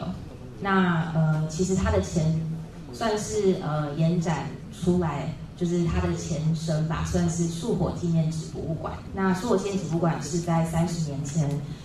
因为为了纪念我的外公，所以成立了这个地方。然后我们在做纸的传承，然后纸的教育。然后我们在60年前就在埔里设立了一个纸厂，然后这个纸厂一直到现在都还在制造手工纸，然后到特种纸到工业用纸。所以博物馆在做的比较像是艺术教育，然后推广纸的历史，但是。凤娇就是在做很多跨领域的事情，就是可能大家都还没想过纸还可以怎么样融入我们的生活，那我们就是一直在突破它如何除了用在写字以外，或是在桌面上使用以外，它是怎么样可以融入到我们的生活空间当中。所以在这8年中，就是我们一直在挑战它在不同的场域里面出现的模样，所以就包含美术馆，就是台北市立美术馆，我们在2020年的时候，就是不是2020，在2022年的时候，就是在台北市立美术馆的3楼，就是我们有一个很大的空间，就是因为受邀，所以我们就在他们的这个回廊里面打造了一个作品叫旗。然后我们将近用了大概30到40种不同的纸材包覆了整个空间，然后在这1年当中，就是邀请了非常多我们很仰慕的艺术家、音乐人，然后舞者到这个空间里面做展演。然后那一次真的是蛮感动的，因为就是它彻底融合了不同领域的人在我们的作品里面呈现自己，然后那个是很幸福的事情。然后当然我们接续也做了非常多商业空间的呈现哦，就是不管是咖啡厅，艺廊，甚至是银行的分行里面，我们有做长期的装置艺术的设计，就是都是非常客制化。然后刚刚就是林彦颖，在我刚刚其中有一段，我觉得我还蛮有共鸣的，是说，就是大家有时候就是在看手机之余，真的是要抬头看这个环境，因为像我自己个人就是在感受空间这件事情是对我来讲非常非常重要的。就是如果我没有自己亲身体验这个环境、这个空间、这个当下，就是我真的没有办法去打造属于他的这个地方的这个作品。对，所以在场勘这件事情是非常需要一直去感受的，然后我才会跟这个地方有所连接，进而去让我的感受再传递给来到这个空间里面的人。所以我觉得这个是就是这个对自己来讲，然后对团队来讲也非常重要的一件事情。对，所以大概是这样。谢谢。OK， 好，那謝謝。那接下來是我們是麗玲這邊跟我們分享。麗玲她最近她是一位建築師，然後她是在英國一間非常有名的 architect 叫做 Thomas Heathwick 那邊工作過的一個建築設計師。但是呢，她在這2-3年內在台灣做裝置藝術到處都可以看到她的作品。那我請麗玲跟我們分享一下你的怎麼從 A 點也是走到 Z 點的這種轉變。大家好，叫曾令理，那坊间都要叫我大白，就是绰号这样的比较好记。那刚刚听到这个分享也让我想起来我们是怎么开始的，就是像刚提到，就像越南这么积极在办 Design Award， 但其实我们这边开始也是从参加一个像是 Design 的 competition 开始，有点像是 MoMA PS1 的这样子 for 那个 Young Architect 的 program， 或是像英国也有蛇形艺廊这样 Serpentine Gallery， 就是有一些活动是像在台湾是叫做 Exile， 就是每年台北市立美术馆在前面的广场就是会公开征件，然后有比赛。然后我还记得是2016年的时候，我那时候还在 Hathaway Studio 上班，然后那时候工作很忙的，很辛苦，但是大家还是很想要有自己的作品。年轻人一定都还是会有想要做自己作品的时候，即便你加入了一个非常有名的公司。然后我们那时候就是一群在伦敦上班的台湾人，然后跟一些在台湾工作的年轻的建筑师，都那时候完全没有人有创业的，大家都是就是别人的员工这样子，然后大家在20-30岁的这个状态，然后我们就是网络连线，然后就开始做这个 XI 的提案，然后后来就很幸运的就获奖了，就得到了就是这个把它建造成功出来的权利的一个条件，他就开始了一趟很辛苦之旅。因为毕竟是跨海工作，大家实务经验也很有限，然后我们就慢慢的，反正就年轻嘛，就是找资源这样。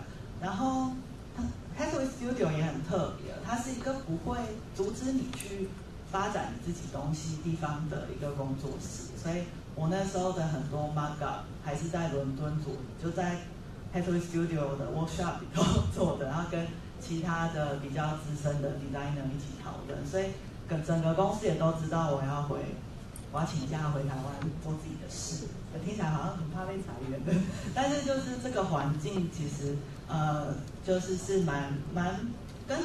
蛮好像 encourage 你去找你自己的路，不会特别阻挡，所以那个时候2016年就有机会就开始这个专案，2017年完成。然后完成以后就得到了蛮多的注目跟机会哦，然后但那时候我还在伦敦上班的，然后慢慢随着越来越多机会的累积，然后就决定，放手一搏，我就决定回台湾来发展，回台湾来继续自己的创作，然后所以我们团队其实一直都是有点 random 的组成的，因为一开始就是一个云端团队，也没有谁是所谓的老板这种角色啊，到现在都还是走这个模式这样的。但因为我回台湾了，所以大家可能比较常看到我，但是我们还是有蛮多的团员是以一种就是海外连线啊，或者是一个远端工作的方式甚至可能1年见几次面的，也是一个比较当代的模式。因为其实大家可能很喜欢自由的感觉，不一定会永远在一个 firm 一个 company 里头，所以我们是一个比较有机的发展的一个状态，然后就默的，好像也就走到了今天。好，那我今天一直不断的听到，因为你们毕竟是我觉得在我们时代已经是非常成功的案例 ，OK？ 但是我从上一个panel discussion 就连到我们的艺术家 Andrew 也好，我都一直听到他们都会在说，一路以来都非常幸运。但是我自己的认知是，相信我，那是非常非常的 they put so much hard work into it。所以我想问你们3位，在这个 journey 里面，你们有没有遇到一些 challenge？ 然后你们是如何 overcome？ 不管是市场面也好 ，marketing 面也好，在整个运营的过程也好，有没有一些可以跟我们一起分享的挑战？不只是幸运之外，像我刚才举的例好了 ，Andrew 在跟我说他遇到人很幸运，我心里在想，他应该是只要是任何人来，他就接纳他，而把一个事件变成一个机会。我猜他的意思会是这样子，所以他变成他有利用这个 all the possibilities， 然后 turn into something great。所以让你那边不知道有没有可以跟我们分享一些 challenges 那你 overcome 的这些过程。Yes, thank you. This question is really interesting, but of course, when we have a lot of opportunity, also facing with the challenging too. Yeah, especially like as a role of the building the design community, we facing the quite challenging. So First is I think about the support, how to get the support from the community. Like for example, our main mission is connect between designer, K-industry, government, and also global organization. Yeah, basically most of our funding is quarter from the support from the industry.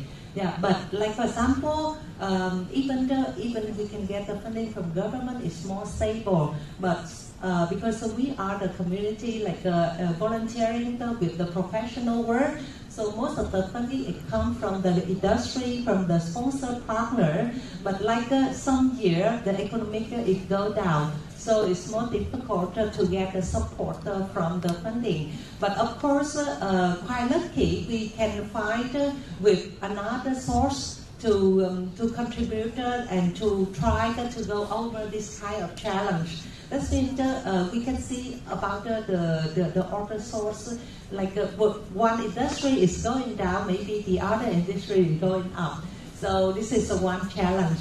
The other one, we have the young generation to coming in to work in the industry, and sometimes we would like to send them to overseas to participate like an event like this.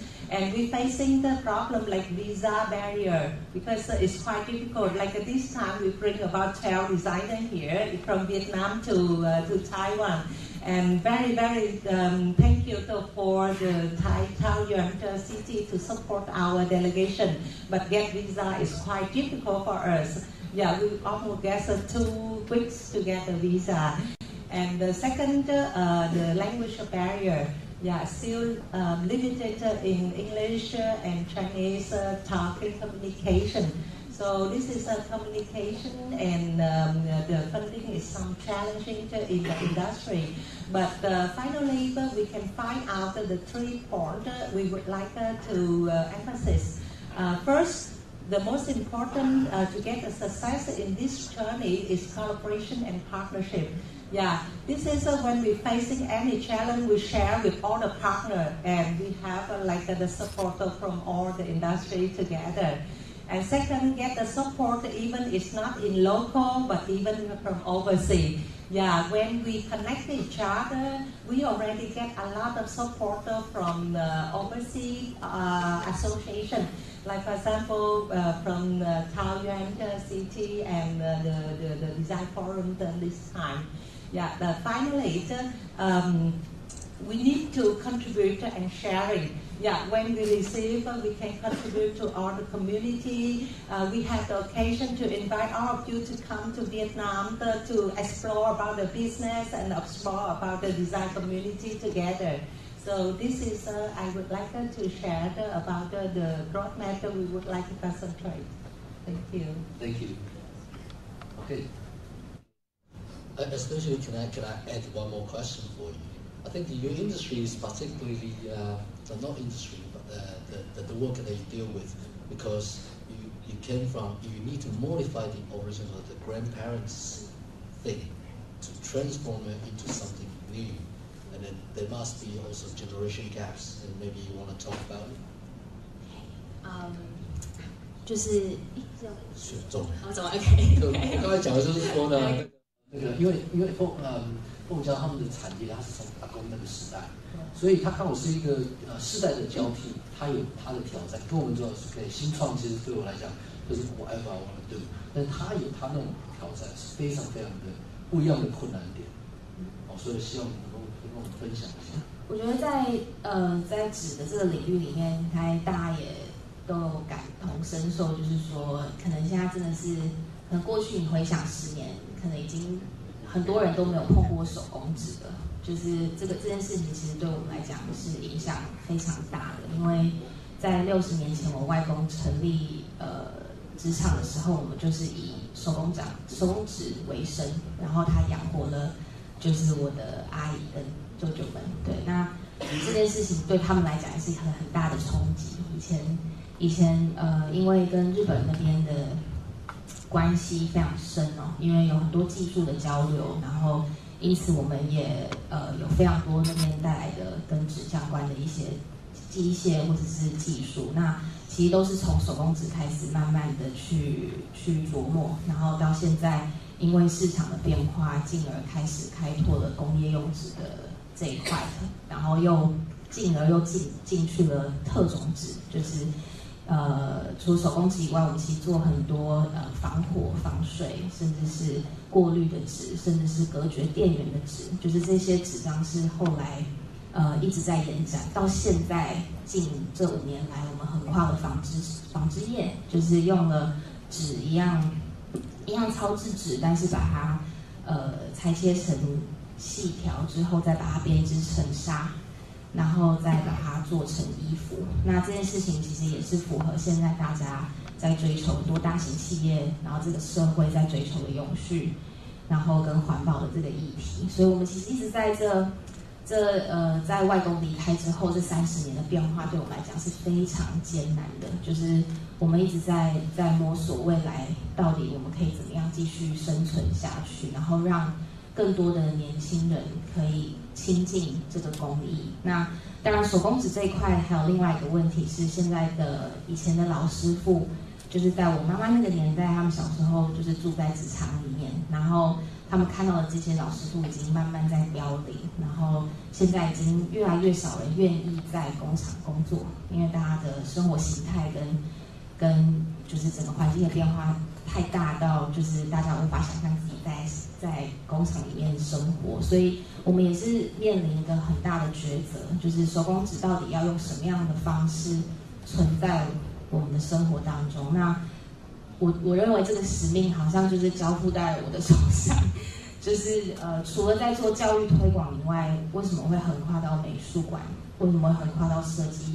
然后甚至是到居家空间这件事情，就是说现在大家开始其实也蛮有趣的。我觉得近期的一个观察就是，大家好像对于要回归自然这件事情，好像又在探讨。然后因为毕竟纸也是来自于树木嘛，所以它到底要用什么样的方式进来我们的生活当中，然后不断的在拥护森林以外，我们又要运用它，然后用自然的原料去让它进入我们的生活。我觉得这是我们一直在思辨的一个议题。然后我觉得这是一个不是个2-3年的事情，这是一个10年、20年，甚至可能我到老了，我都一直要去思考的一件事情。对，所以这个是一个我们现在目前要解决的，然后跟要去面对的这样。那丽颖那边挑战从建筑，然后一路变成装饰艺术、灯的装饰艺术等等之类的。那时候为什么你没有去 approach 像也是举个例建筑净土，但是你找了跨产业的领域，然后 approach 在不一样的方式。那这个挑战在中间的过程里面让你头痛的是哪些点？其实对任何年轻一辈来说，你要马上投入建筑是不容易的，因为它所耗的资金啊、成本都很高，所以其实是蛮辛苦的。如果说你想要很年轻的时候就有很棒的建筑作品，它需要好多的机会，好像才会刚好在年轻的时候有这样的成果。但我那时候在英国的时候，其实就是会有观察我前老板成功之路，他也是从很多装置艺术啊，甚至从别人家的围篱啊，或者百货公司的橱窗开始的。他给我们年轻一辈，有时候会有一些那种他的小的心灵鸡汤时间，你会给我们的鼓励是，其实什么尺度都可以当做一个建筑来欣赏，这样什么尺度的设计你都灌注那样的能量进去，其实你的思考啊，你的概念的美学就会慢慢被看见。也就是说，你手上有多少资源的时候，你就是把它用到满这样子。所以他比较希望大家，然后我到现在也是还蛮相信这件事的。你如何在你可以碰到的设计范围里头，做出你最好的样子。在学校的时候，可能只有模型嘛，只有 prototype， 只有一些图可以展现。但虽然它不是真的，可是别人还是可以从你的 proposal 提案里头看到你那个可预见的未来。那我们那时候选择从装置艺术开始，也是因为那个可能成本啊，还有可以控制的范围，可能是我们那个时候比较有办法操作的范围哦。然后可能在这样子的 XI 大概是300多万，那个时候台币的尺度也比较是大家愿意给年轻人机会的尺度。那像台湾有很多不同的机会，像桃园有很多地景艺术节、灯会啊，其实都是会有蛮多的开放征件给年轻人机会。我们就有点像是在类似那样子的一个 movement 里头找到一些机会，然后慢慢的就是不同尺度上做这样。然后一开始可能也会有一点像 Max 提的团员里面可能也会说啊，那我们是在做建筑吗？就是我们是不是就是路走偏了啊，怎么都一直在做这些好像 geometry 的这些东西。但是随着时间跟时代的观念，这几年也变动很大，大家对于什么是自己的 profession 有了比较跨领域的思维的，所以不同的尺度或不同的领域的事情慢慢被整合进来的时候，好像就不再会那么较真的去觉得说，因为我学习建筑，我目前不是在盖房子，我就是背离了我的专业的，而是有了更多元的看法。像我现在也教书，我有一些学生就是去了美国西岸，然后走进了这个娱乐产业，做电影里头的这个 3D modeling 啊，走进好莱坞的世界。那他们在电脑里做的这一些事情，在电影里是真的，就是在那个虚拟的想象的世界里，它的建筑得到了最完美的呈现的。所以我很难去说这件事情是有什么特别的转变或者好像就是跟着这个时代走的。这个时代如果往这里推，然后我们设计能量可以在这里展现，那我们就好像就跟着一起走这样。那近年来也有一些策展方面的邀约，一开始也觉得说什么是策展，就是觉得好像跟自己本来的领域不同，后来发现都殊途同归。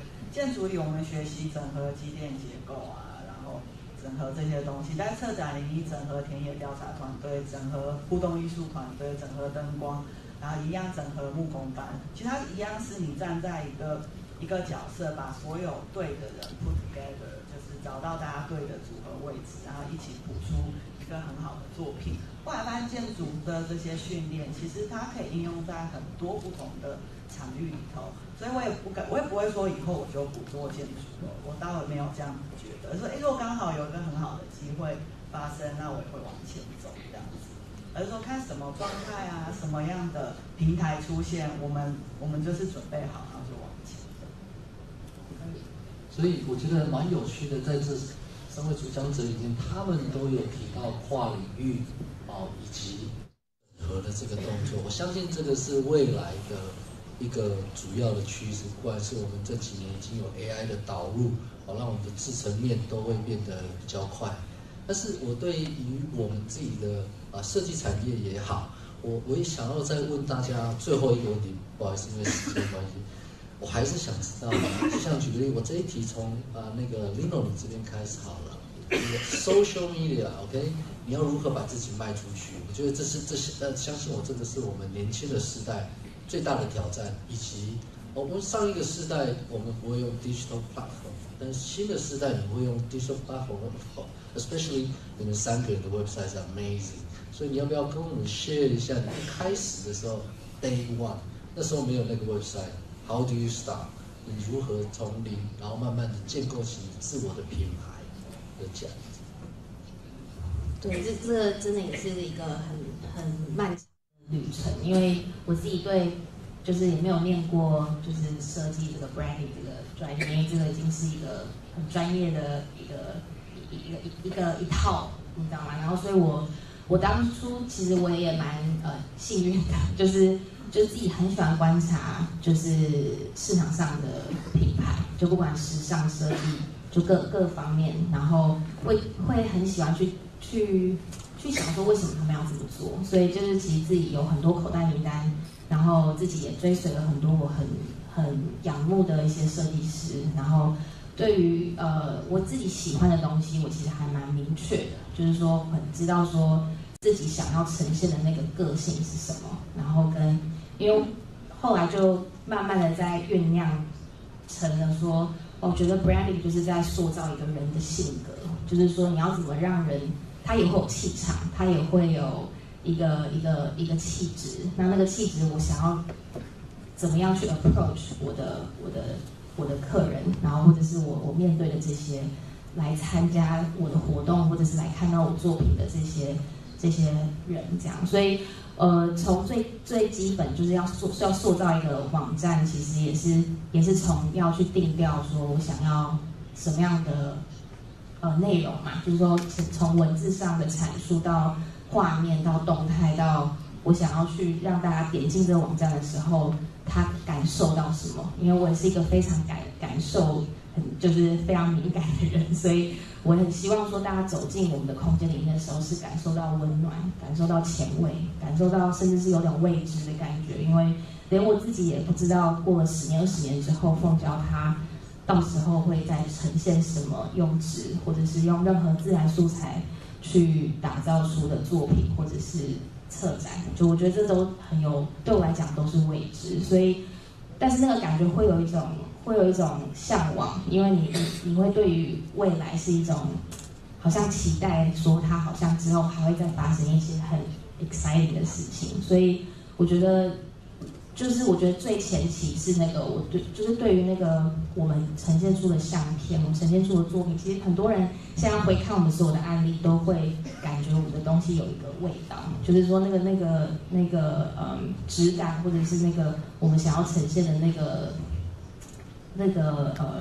气质，它是存在的。那不仅仅是指它本身就是有一种自然的纤细，就是我觉得我们在里面的企划不仅仅只是装置完成，我们其实里面做了非常多人跟人之间的互动，然后如何带领大家去认识我们。我觉得这个在每一次的策展里面，就是我们一直非常秉持的耶。然后我也非常感谢，就是因为树火纪念史博物馆，因为每天都在接应非常多的参观的人，所以我们这里也培训了非常多很厉害的，就是导览人员。然后其实导览人员他是对于每个人在听他说话，每个人的行为是非常敏锐的，所以他在跟人对话的这件事情，就是都还是回到人，就不管你的作品多么的绚丽，我觉得在对待人的这一块，是我们现在在做很多策划的时候会很用心想要去置入，然后因为到最后还是人跟人之间的事情，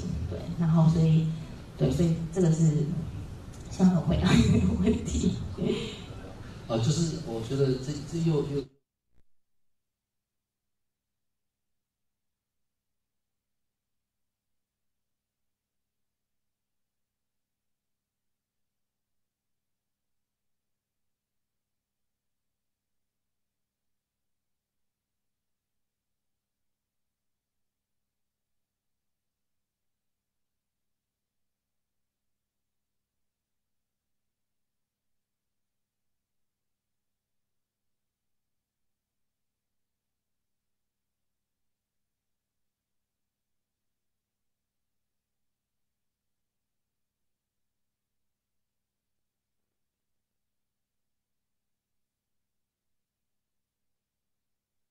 Yes, thank you for your question. Yes, from the beginning of establishment, we always focus into how to do the PR and to gather the community. But how they can know us, this is a big question for us.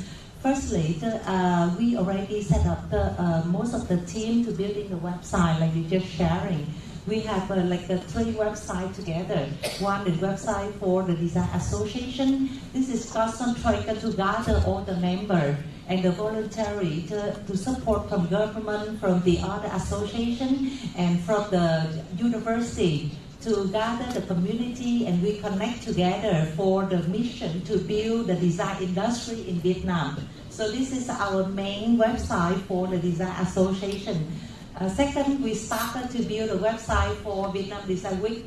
The Vietnam Design Week is like the platform to connect all the events of the creative and design together. Every 2 months, we have the event. And every month, we have the networking. That means we just come to meet, to share, and to discuss it together. So throughout the year, we have almost 10 to 12 events, big and small. Yeah, and all the information is in the website of the Vietnam Design Week. Yeah, besides the VMARK Vietnam Design Award is the other website. That means to just collect the award. Most of the designers, they can automatically to submit the award every year. We open yearly and open every time. Yeah. So that's why with the 3 websites like this, we also build about the social channel. In Vietnam, the Facebook is really the influencer for all the young people. So Facebook is number 1. Yeah, we have to pay for the fee to run the advertising through Facebook, especially for the Gen Z. The student, the young one, they frequently see the free Facebook. For the professional, we quite successful to get the expert, to get the connecting from the overseas association by linking. Yeah, very successful. Most of our linking network know each other. So that's why we are just established always, just only 5 years, but most of the foreign association know about us because we connect each other through the linking. And now, coming up is more like Instagram and also TikTok. Yes, TikTok channel is also very important in Vietnam, and a lot of Gen Z, like a student, some video clip, very creative, the story. Yeah, so that's why our marketing team must build an ecosystem together with online and offline activities. Online is more variety in the local and foreigners market. Offline, we gather the community to realize all the event and connect each other together. So that's why most of the community know each other and can contribute to each other. I want to sharing more in Vietnam regarding about the educational of the design in Vietnam now very growing up. Before, in my age, rarely they send the student to study about the design. But now, design is the very high score to go in the university. Yeah, so 50% of the young one, they ask what you choose to study, now they choose to study the design. And especially in interior and architect. Yeah, because it's plumbing up for the development of the economy. And most of designers, when they graduate, they're very easy to get a job. More than the other field, like business, law, economy, designer, when graduate, they can get a job easily. And we lack the source of the human for design industry now. Yeah, especially in graphic design, branding, packaging design.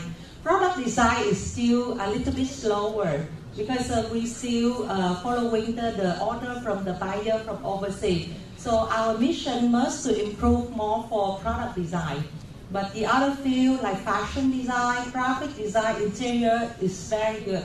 And most of the young designers, when they graduate, they get a good job and very high salary as compared with the other field. So it's very lucky when we see the aspect of the design industry in Vietnam still have a lot of occasion to growing up. But I think maybe in 2 years more, the AI, VR from the digital platform will be growing up and has more occasion for the young one to follow. Yeah, because we really need some future talent like this for the digital and for the AI intelligence to apply it into the industry. Yes. Okay, thanks for sharing. Okay, 所以社群媒体是在我们的设计产业，现在之前的在10年前，我印象很深刻，影响并不大。但是现在是不管是任何产业如何自我行销是变得非常非常重要。那Lily，你这边你要不要分享一下？你这边是非常的单纯的作品走向的设计单位，那你对你的社群媒体你下了什么功夫？可不可以跟大家分享一下？我们这边的话是，因为我们一开始都是做一些临时性的 temporary project， 所以我们其实花了比较多的成本在设计的部分，因为这些作品可能2个月后就消失了，不像真正的建筑可能会放个50年、100年，所以我们必须在那2个月里面充分的记录它的，所以变成说我们蛮早就开始有请专业的摄影团队帮我们拍照，然后动态的、静态的都有，所以一开始我们在对于动态的这个影片的部分的量，你觉得是越来越多呢，还是？越来越多，越来越多，而且就是大家越来越喜欢看会动的资讯嘛，对。再加上我早年的作品跟自然环境比较有关，有水雾啊什么这一些会动的这种气候类的作品，其实比较难用一张照片，所以我们相对上蛮早就开始在记录上有下一些功夫的，对。所以然后那些记录就是可能我们放在就是Vimo 啊，然后放在一些不同的平台 platform 上，他自己有人喜欢就会 share 嘛 ，YouTube 然后自己就会有一些自己的传播出去这样，所以是有一些东西它好像会自动引发这样。那比较关键的还是后来比较有被鼓励去参加一些就是设计类的平台的竞赛这样。然后其实我早期也算是比较批判型的同学。就是我毕业设计做完是不想去参加这些比赛的，所以我就觉得一方面我好累，那同学们现在很累，我很懂，对，然后又要弄地展，然后要弄册子，又要被老师抓去比赛，很累的。然后后来就是我老师就是一直抓着我，就是纠缠的。然后他举的例子有点像是一个音乐家不上台演奏会，谁知道你会什么？就你不能够，就是好像只要作品好，然后就好累，我就回家打电动睡觉，是不能这样的这样。然后后来就有一次，反正我老师就是把我关起来，之后那个海报牌我才可以出去啊。现在可能就会被骂，以前是老师们比较强势一点，但后来就发现，原来你作品做完以后，你还要学习如何 present 它，然后对，然后如何在有限的，你可能只能选10张照片的时候，哪10张是有效的，你只能写50字的时候，哪一些论述才是有效。然后一次以后，好像就慢慢的比较能够掌握抓重点的能力，然后也得到一些机会这样。然后慢慢的也发现说，大家先认识你的作品的时候，像大家可能不会再去问你哪一间学校毕业的啊，然后你是谁，大家说你是哪什么作品的设计师，所以大家先用作品认识你的时候，会越来越容易找到跟你属性相合的群体的。然后我觉得这个过程也是蛮好的，你就越来越不会只是一个提供设计服务的人，然后比较不会产生各种创作与业主之间的误解。这个部分随着越来越多作品被认识，这种尴尬的痛苦就开始下降。所以我觉得这个也是一个有把作品分享出来，然后有的时候适当的参加一些平台分享的一些优点。所以在个人里面建构产业的特色就变得非常非常重要哈。我们可能在设计人，在这个产业里面，我们都喜欢做可能很多人都在做我们类似的东西，但是如何把你自己的特色，把你的产业做成一个特色，我相信这个就是你有发现到，当你在做一些很特别的事情的时候，只有你在做的时候，你就会在这个产业里面比较容易被 stand out。但是到 award 上面的时候，甚至大家会觉得有这个 surprise 在。好 ，OK， 谢谢你们大家的分享。那基于今天时间的关系，让我们最后留点时间来，请问一下大家有没有一些问题想要来发问的？各位 ，Dennis，don't smile， 老徐 ，come on，give us a question。Yes, Jerry。想问一下那个设计师，就是你有在英国工作的经验，面对现在的国际化来说的话，以台湾的短板的话，就学生来说，我们的短板会是哪一块？就是跟国际上比起来的。英国那边，你如果要念建筑啊，你高中其实就已经是艺术科的同学，就是那个学制有一点不同。英国大学3年而已这样子，然后那叫 Part One Architect 这样子，就是他们的不过因为你不一定是建筑的，不好意思，就是英国那边等于说，据我理解啊，他们更早其实就有一种兴趣导向的分类，跟台湾是指定科目考试大考的逻辑有一点差异。其实现在也有蛮多甄试开始比较有照你的兴趣去分类，但那边这一块起得更早，所以我在那边遇到的冲击比较像是实习生也都超强，就是他们很早就已经是喜欢这个领域，所以成为设计师的，比较不会有不小心考到这里，所以我决定我只好当个设计师的这种好像的窘境。而且有时候你喜欢设计或喜欢建筑，跟你自己做又是两回事。这样，有些人擅长批判跟那个就是好像赏析但自己做可能好像有点卡卡的。对，那个会有一些落差在。然后普遍来讲，我觉得以我自己的经历或我自己身边同学们的经历，在年轻的时候，这种尴尬的状况，因为学制的关系，比较容易发生。他的喜欢跟他适不适合，很容易可能要挣扎到大2、大3才会比较明确的。可是，在英国那边，因为但这个东西有好有坏，英国那边比较早就决定了。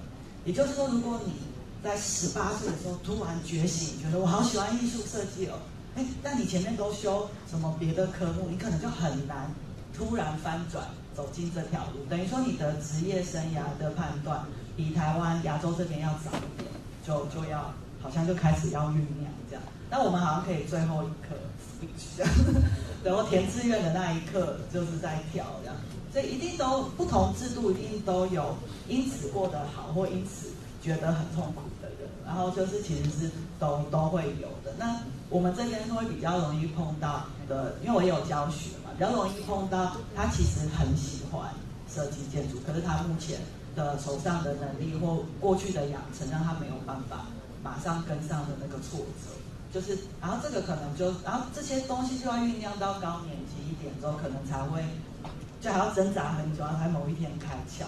但那个其实是很正常的，本来大家可能都要酝酿一段时间，只是说这学制的导向会让每个班级可能都会有几个同学会在前期的时候比较辛苦，这样，这是我自己的观察。那其实现在因为比较全球化嘛，其实越来越好像不需要出国也有机会把作品分享在世界的眼前，因为你们其实都可以自己投稿在 Design Boom D-Link 上面，就是你只要 ChatGPT 帮你翻译一下这些英文，你其实很快就可以 submit 你的 project。这是我念书的时候还没有办法的事情，我们好像不出去看看就不知道世界长什么样子。但其实现在对你们而言，其实是更好做这件事情，可以成本更低的，就可以让大家看到你的作品。我觉得这点是现在这个时代的优势。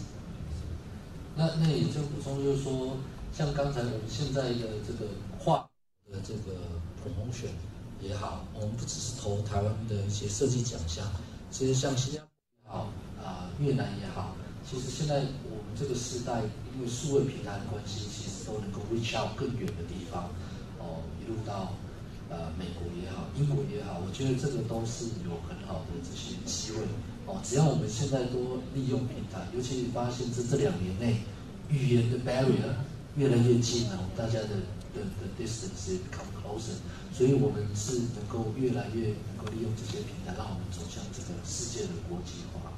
OK， 好，那还有的同学有其他问题吗？陆小姐现在拿到什么也是她的问题。OK。Any more questions？ 各位，好 ，OK。如果没有的话，那我们再次的掌声，谢谢我们这3位的主讲者，谢谢。那我们谢谢3位来宾，谢谢 Miss Armstrong， 谢谢李燕小姐，谢谢张丽玲小姐。那要不要拍一张照？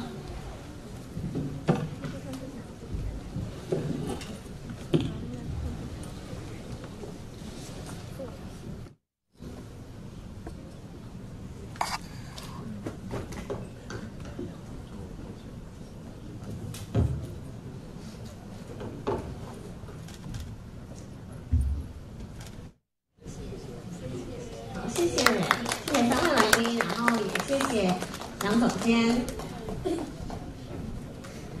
那我们今天的论坛就到这里告一个段落，谢谢大家参与这场盛会，相信大家都满载而归，谢谢大家。